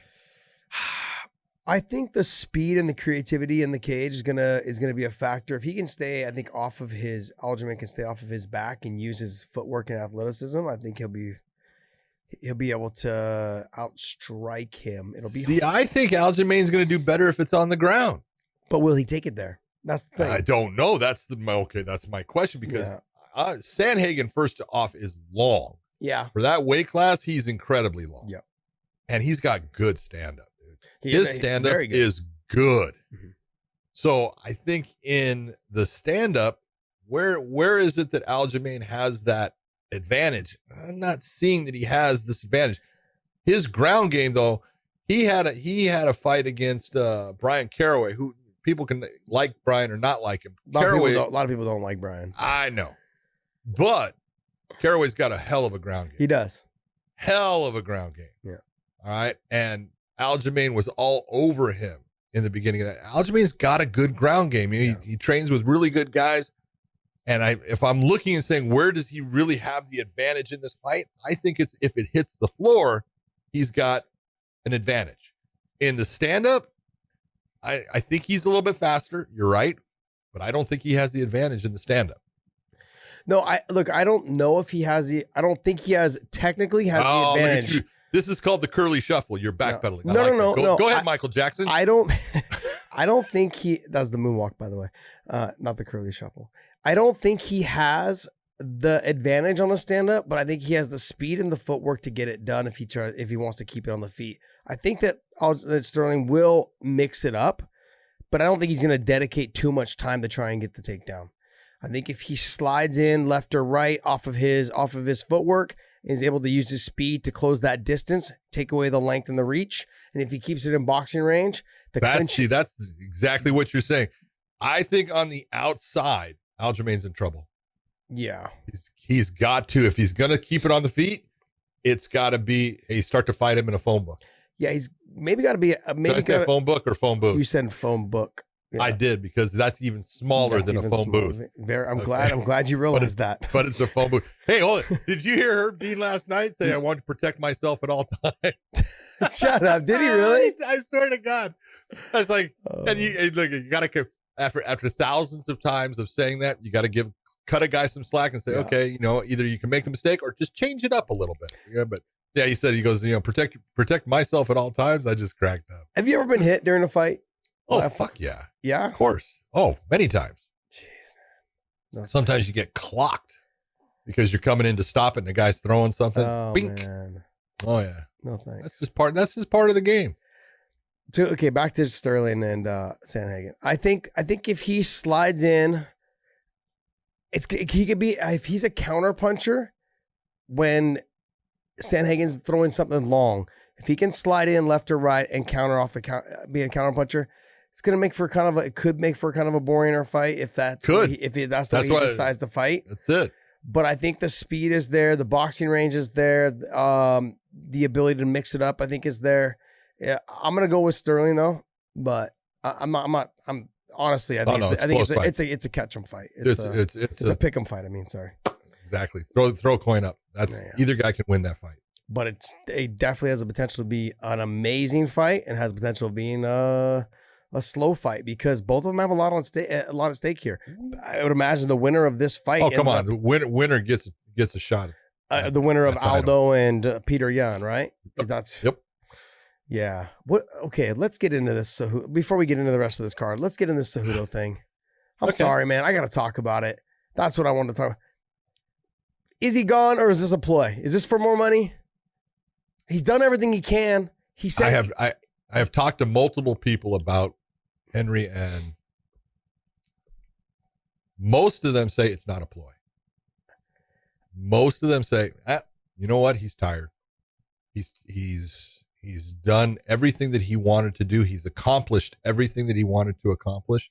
But what he didn't accomplish is he didn't get paid what he believed he was worth and what he was deserving of based upon he believes that, hey, I saved the 125-pound division. I think he did. I really do. Because they were thinking of getting rid of it. I don't think it's out of the woodworks yet. Well, it's not because he left it. Yeah. Okay. But he did, it was gone. It was going. Yeah. And I think he did help, keep it, alive for a while. And then he came in, he was the double champ, had the 125, ends up, taking the 135. He defends the title, and this is the one thing, he's defended the title. Mm-hmm. I really appreciate when a guy goes out and not only wins it, now you defend it. Okay, now, as Matt Hughes used to say, now you're the champ. Yeah. Okay, yes, you're the champ when you just win it, but you got to defend that title because it's saying that I'm not just sitting here. Yeah. And if there's one, if there's anything you can put against Conor, is he never defended the title. He won the 145-pound title. He won it as an interim title when he fought against Chad Mendes. Then he won it, the real title, when he beat, Aldo in dramatic fashion there, 13 seconds.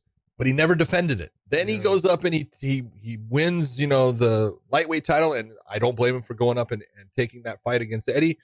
But he wins it and, again, didn't defend it. You got to defend the title. And Henry Cejudo has done that. He has performed beautifully. People cannot like his shtick. Okay? I love it. If you know the guy, he's one of the nicest individuals there is. Just a sweetheart of a guy, just a superhuman being. And he's playing a role because it got attention. Yeah. Demetrius, who I love as a human being, love as a fighter, he never created an interest being the nice guy that people grabbed onto. Being the best fighter wasn't enough for people with Demetrius. Yeah. So Henry said, I'm going to go the other way. I'll be, triple C. I'll be cringe-worthy, whatever it's going to be. But he brought interest, and man, you know what? He put it on the line. He fought the fights, and he took on the guys that, they put in front of him. That last fight against Cruz, people can sit there and say, I think it was stopped early. It doesn't matter because he nailed the shit out of him with that knee. Okay, when you see a guy doing the stiff leg stumble back and going on his ass, he was in trouble. Oh, fuck yes. Henry did everything that was asked of him. Now he's sitting there saying, you know what? I have another part of my life. And if you can do this and you can say, okay, I'm actually set financially where I can survive. I'm going to be okay. And I can now put the attention into my family. And that's what's important to me. God bless him. If that's his decision to never come back, I'm 100% behind you. If you want to come back, I would love to see you perform again because you are awesome. I would love to see him fight again. He did bring up one fight that he was definitely kind of interested in was the Volkanovski fight. That's a tough fight, I think, for him, the size itself. But I'm saying I think the wrestling and the ability to get the takedown, I think the speed. Speed. Can he do it for 5 rounds? Wrestle the shit out of Volkanovski with that weight. Volkanovski giving up that weight. Yeah, he's strong. Strong. But I gotta tell you, fuck, I would pay $100 to see that fight. I would pay, because I would honestly, if you're gonna have a champion that did it in 3 different weight classes, fuck, why not him? Why not him?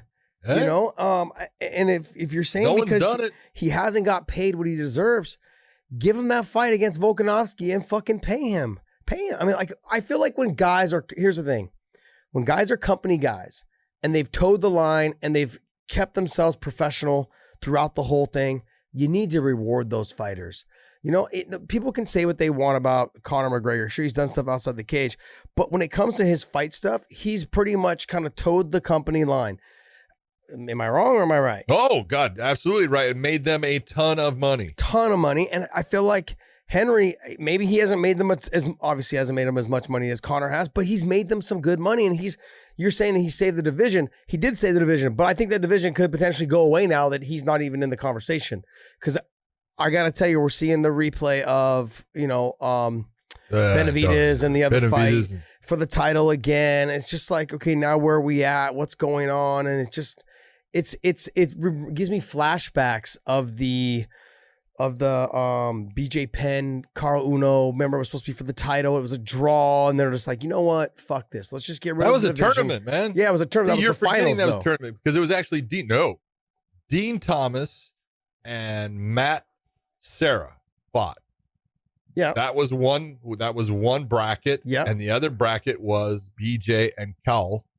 And both fights ended up, the Dean Thomas, Matt Serra actually was judged, went to a decision. They gave the decision to the wrong fighter, had to come out, and everything was bad. And they said, we're scrapping this. And they scrapped it, and so it was just all these things that occurred were bad. Yeah. I mean, but that's kind of the feeling that I'm getting with that 125-pound division. I could see them just scrapping the whole thing as soon as, if something happens, because that's what happened with the last fight with Joseph Benavidez. If something happens again, or it just doesn't live up to the hype and the expectation, which it's not gonna, I don't think it's gonna end up in a position where they're like, you know what? How do you say? And this is the problem. If you can't come up with, all right, you already had. I don't want give me the name to say it right there, Dave, because I'm going to screw it up. But you got to tell them what you want them to say. Benavidez versus, I want to say Federico. Yeah, I'm getting it right now. I know you're going to say it in your Scottish way. I just don't want to try to say it wrong again. That's wrong. The Scottish way is wrong. Just so we're all on the same page, the Scottish way is wrong as well. But anyways, that fight occurred. Now, he did not make weight. Yeah. All right. Yes, he didn't make weight, but he destroyed Benavidez. Yeah. I'm sorry. And now you're going to throw that fight back in. You're telling me you don't have another 125-pound guy besides Joe, and I love Joe. I'm not saying anything bad against him, but you don't have a different 125-pound fighter to put against that fighter for the championship. That's a problem. That's a big problem. I don't even know the guys that are in that weight class anymore. I know there's Dustin Ortiz is one of them. Dustin Ortiz is in there, yeah. That's my extent of that division. that's all I know. I know Benavidez. They got rid of some of them too. Yeah, they were dropping some of them out. But yeah, I think they were planning on getting rid of it for a while, and then I think Henry came along. And was like, oh shit, maybe we got something. Yeah, you did have up to 35. I want to see Henry get paid. I'd like to see him fight Volkanovski. If he doesn't win, okay, carry on, my man. Have a good one.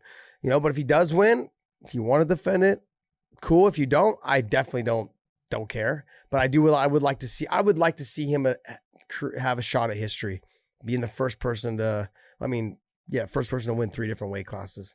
That's pretty damn impressive. Pretty fucking impressive, man. I mean, and he's carried himself, like I said, the stick maybe not for everyone, but he's carried himself pretty damn well. And it's very encouraging to see someone like him excel the way he's excelled. And some of the Moraes fight, man, he fucking dug deep in that fight. Oh, and he's getting lit in the first round. Yeah, just pull it out of his ass. Just said, like, you know what? I'm going to make this a fucking dog fight. I'm going to show you that I'm more of a dog than you. And he did. And just, that was something that up until that fight, I was like, all right, you're good. You're a good wrestler. You've put things together.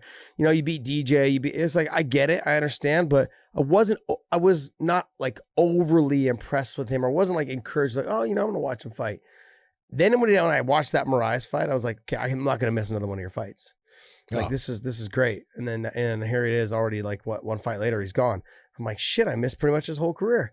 You know, I watched both the DJ fights because I was excited for those fights. I watched the TJ fight, Dillashaw, him against Dillashaw.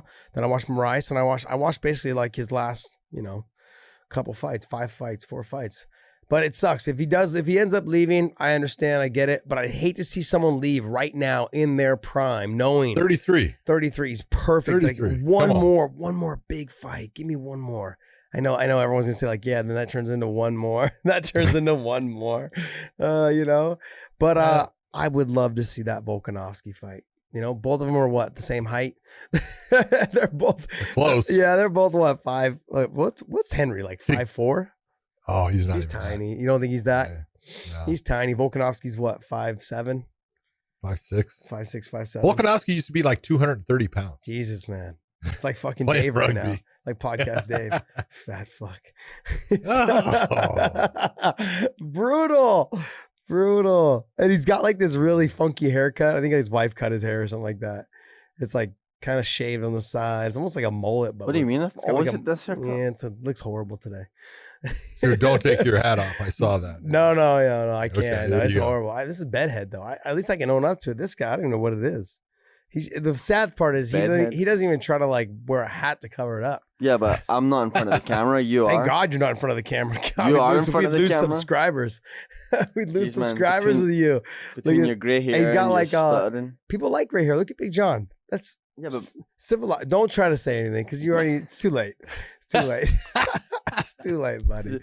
I can't say a word because you just interrupt. So come on. That's it. Tell him. Yeah, that's my approach on things. Not let the other Amanda person talk. Nunes against Yes. Felicia. Hey, what's the co-main on that, Dave? Cody Garbrandt and Sun Sao. That's right, Sun Xiao. Cody, I'm looking forward to see which Cody shows up. Is it going to be the smart Cody that fought Dominic Cruz, that doesn't have to try to put everybody away, that sets his feet and just starts slinging? I don't think so. I hope so. I don't think so. I hope it's not the guy that just sets his feet and starts slinging, like he did against Munya. He just needs to fight smart like he did when he fought Dominic Cruz. Mm. You do that, you will win this fight. Yeah, he needs to. If you don't, bad things are going to still happen. After he lands, he needs to cut the corner and get out. Yeah. Land and get out. Land your shots, step out, circle out, and set up for the next. Yeah. Yep. That's what makes you good. That's what he did against Dominic. So fast. It was beautiful. And he's got power. The power is not going to go away. Yeah. The Sun Xiao fight's a hard fight for him. Well, Sun Sorry about that. Xiao has turned it over. His stand-up has gotten way better. Yeah. But he's still got a very good ground game. Ground-wise, Sun Xiao has a distinct advantage. Yes. Distinct. But can he get it there? I don't think so.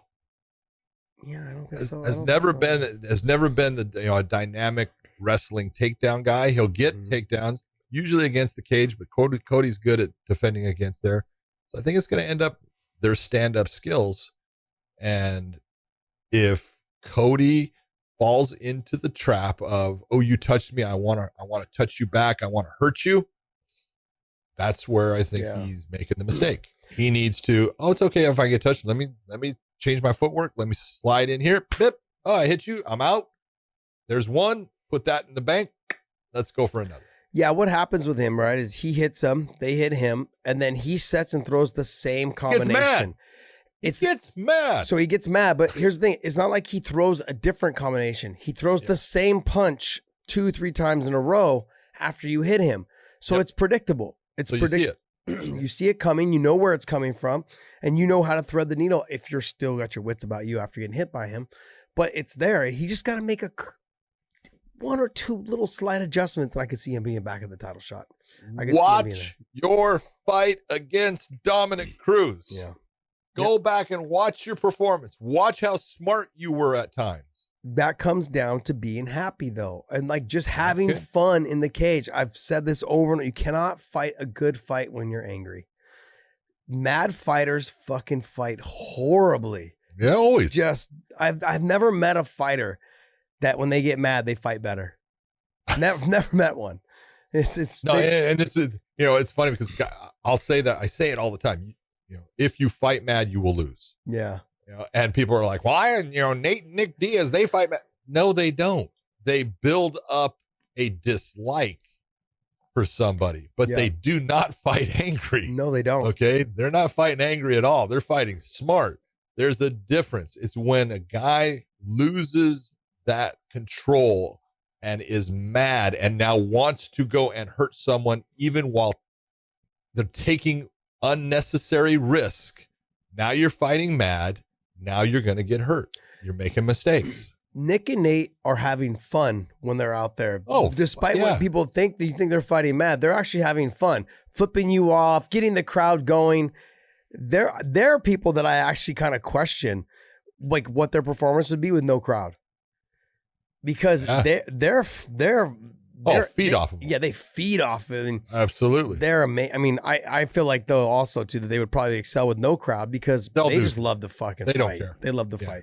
But it does make it more interesting and more fun for us to see them flip people off and talk shit. And, like they'll still do that. I love watching them fight, man. They're still two of my favorite fighters to watch fight. Who else on that card?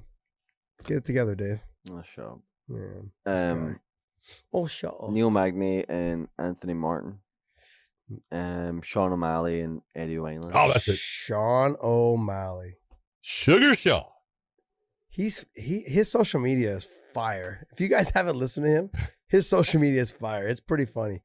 He puts out this thing saying like, hey guys, guess what round I'm gonna finish Wineland in? He goes, I'll tell you right now, I'll give you a hint. It's not the second, it's not the third. I started cracking up. I'm like, what a smart ass. It's good though. It's good. It's fun, entertaining, and he's good, man. He's good. I get to the point though too that like we talked about with Tyron Woodley. For a while, people have a hard time figuring out. But once they figure you out, he's gonna have to make some adjustments. No one's been able to figure out the riddle yet of him. Someone's going to get close, and they're going to build on that, and that's how it's going to all happen. But can they do it before he gets to the title shot? There are matchups for him when it gets to the upper echelon of 135. Mm-hmm. They're going to give him problems. You know, the guy who is we were talking about earlier. You know, both Aljamain and Sandhagen, both those guys are going to give him problems. It's just those are hard matchups because based upon Aljamain being very athletic, very fast, good on the ground, good in the stand-up, matches up very well with O'Malley. Sandhagen, I think, is going to give him problems based upon length. I think Sugar is used to being the longer guy in the bantamweight division. He's used to having that reach and being that guy that can kind of sit on the outside when he wants, get in, but against Corey, he would have a hard time creating those same situations. So those are two guys, you know, everything is that next step. Yeah. And we've all enjoyed watching, you know, Sean O'Malley fight, and he's just done fantastic. And he's working his way up that ladder. When you get towards the top of the ladder, the steps get smaller. Yeah. They get a lot tougher. And so it's all about your competition. I think Eddie Wineland is a good fight for him. Eddie's very tough. Eddie is a veteran. He is a guy that's got good wrestling.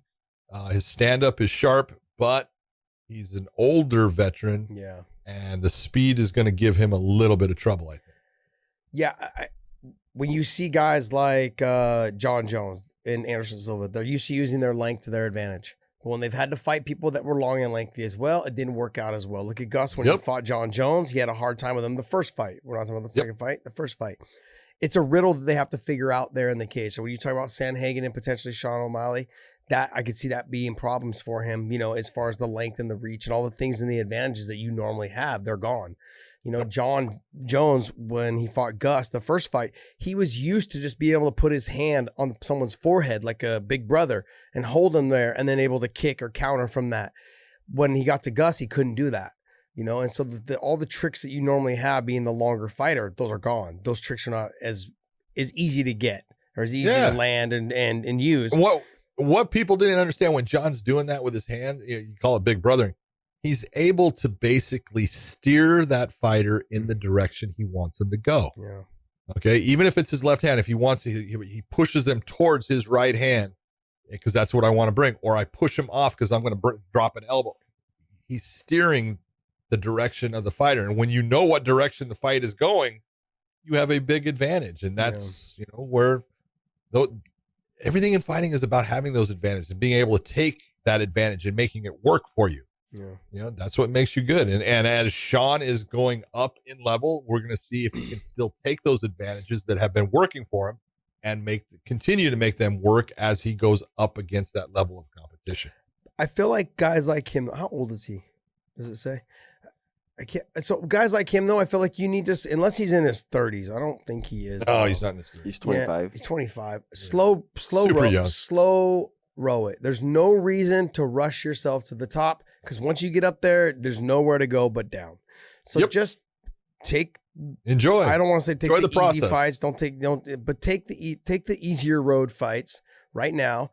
Continue to, you know, develop your craft, get better, and make some money. Stack the money, because when you get to the top, sure, there's money, but there's also losses that come along with that, because there's big, you know, those guys at the top, they're up there at the top for a reason. Yeah, they're up there for a reason. And it's not that you can't be there. It's just that it gets, like you said, the steps get smaller and you got to start watching where you put your foot, you know, otherwise you'll be flat on your face.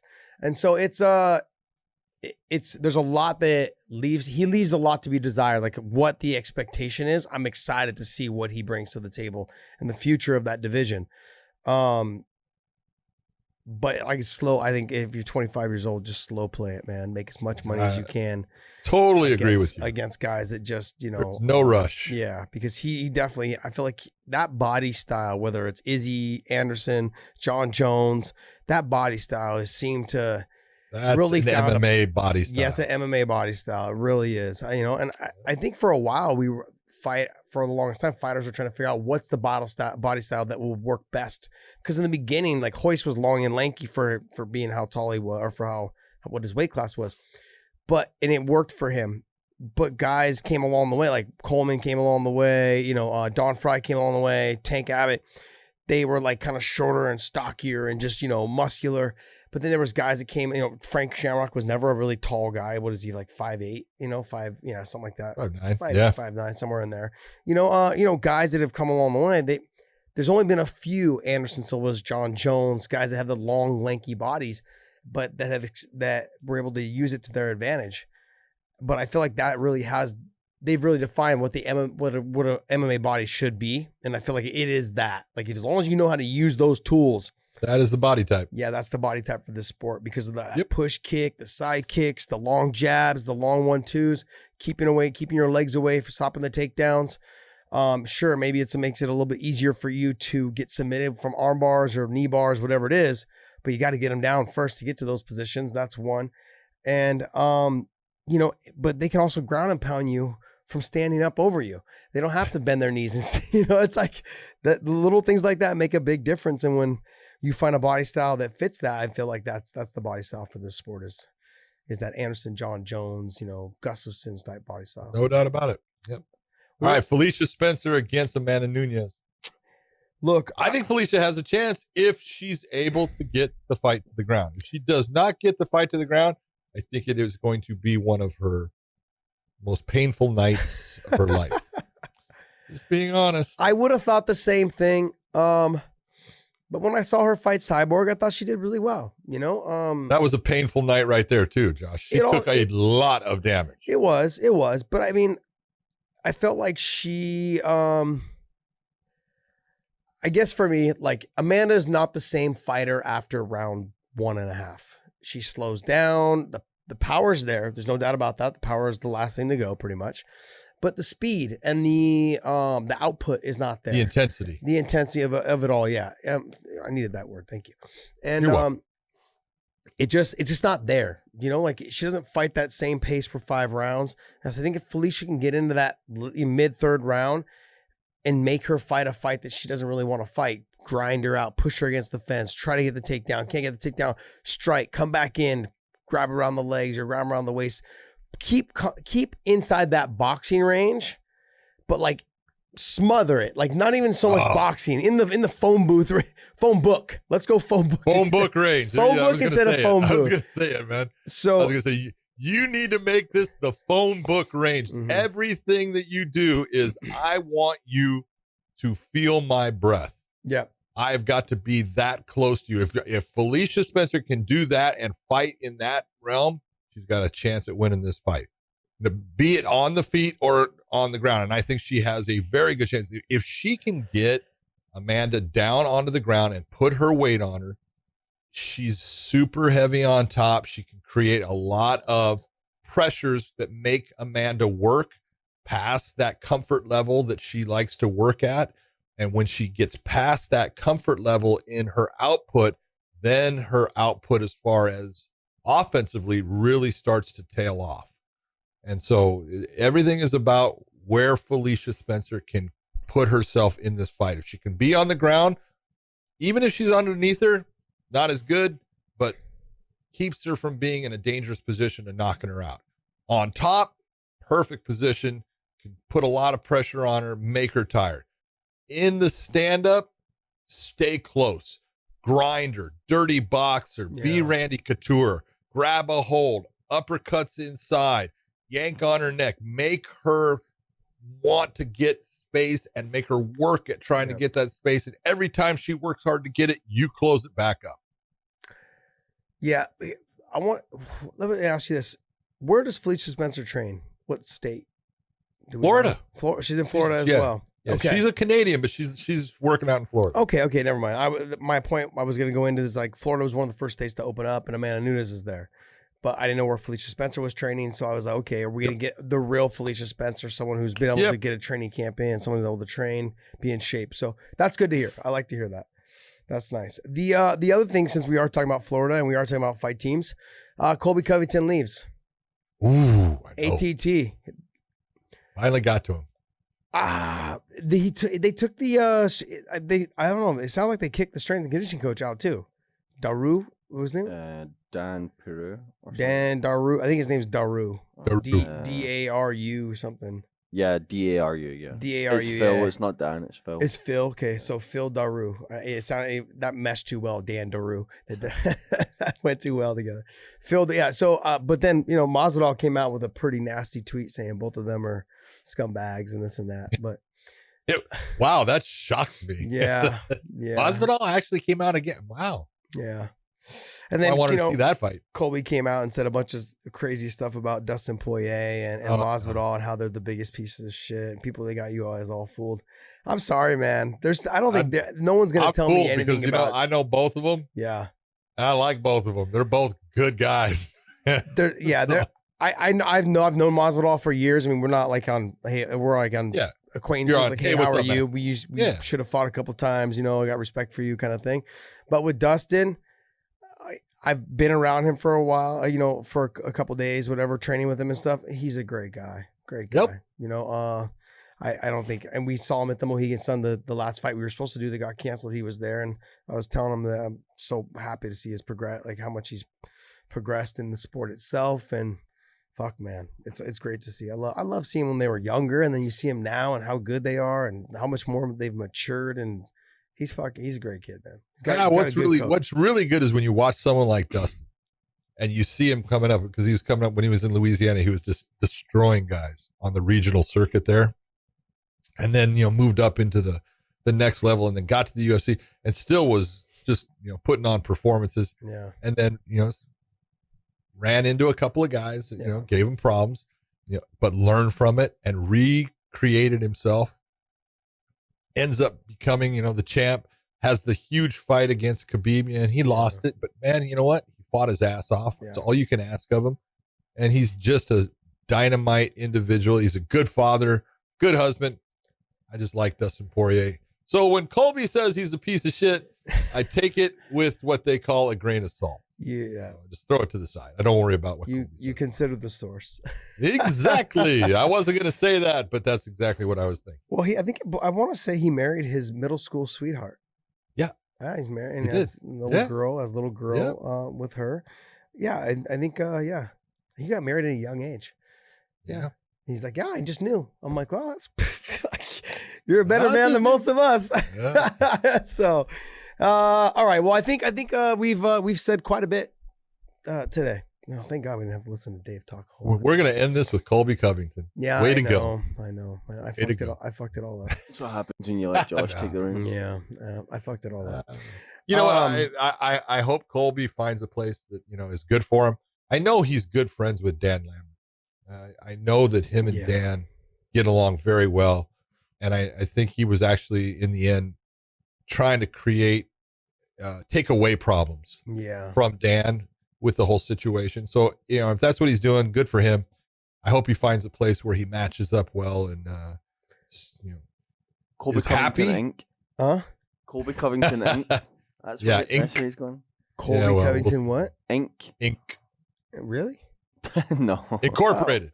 Yeah, I know. Colby Covington Incorporated. Oh, because he said he found a gym. He's going to stay in Florida and train at a gym there. I'm like, No, he said he's in the Colby Covington business now. Yeah, he's all about Colby. Yeah. well, That's all that matters. hasn't he always Just been part of about the Colby? Yes. Hasn't he always been about Colby? Either that or about Trump. Well, he said he's going to stay in Florida. And I'm thinking to myself, well, you're not going to Henry Hoof's because you fucking pissed everybody off there. There's no fucking way you're going there. And I can't figure out where else you're going to go. Well, there's places if he's going up into, Orlando or places like that, there's places for him to train. Is there? Yeah. I don't know. I've only know of the two. You have ATT and you've got everyone knows about and Sanford now. Yeah, and Sanford. That's 365, right? Yes. Yeah. That's Henry's place. Yep. Yeah. So I don't know. Anyways, yeah. I'm sorry. We got to end it on Colby, I guess. All right, we're ending it on Colby. Oh, I can talk shit to Dave for a little bit, and then we get in on that. But nah, don't do that. Leave Dave alone, man. Leave Dave alone. Nobody really likes him. So, I love Dave. Dave.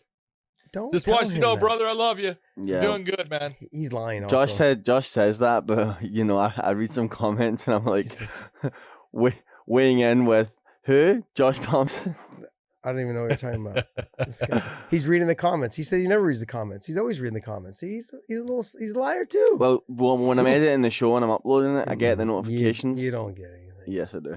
Yeah. At least I get notifications on my screen. You actually go in and click on it, and then you scroll through and you look for any. He doesn't know anything. Josh goes on his laptop and he does like command find, and then he types his name so that it finds his name in all the comments, and he just reads everything with his name in it. I want you guys to understand this. And then he thumbs down anything that's bad, and he thumbs up anything that's good. I want you guys to understand this. I don't even know when he said Command 9 is. I don't even know what that Command is. find. See, I don't even know what that is. See, so that lets you know he has no idea what he's talking about.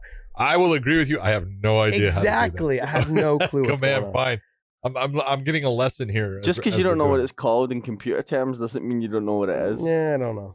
Just like half the stuff he did in the cage, you didn't know half of it was called, but you just did it because Javier told you to. No, it's because I'm good. That's pretty impressive, actually.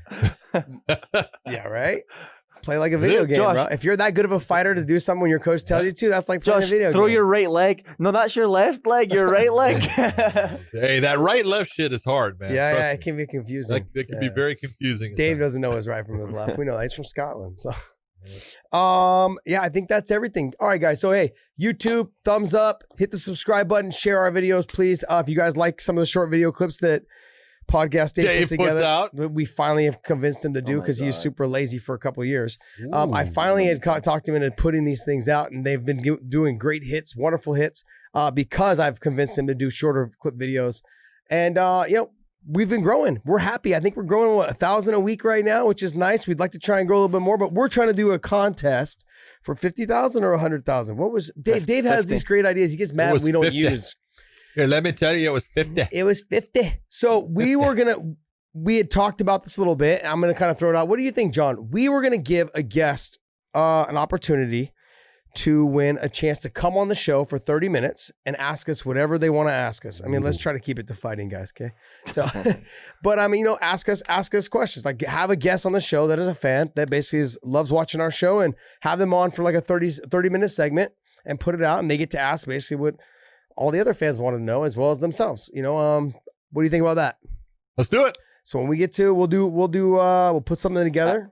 Go ahead. It has to be 50 by 50,000 subscribers. Did we say by the middle of June or end of June? I can't even remember. Oh no, middle of June. Okay. Middle. Yeah, 2 weeks. Yeah. 2 weeks. June 14th. What are we at June right now? 14th. We're at 42. May 31st.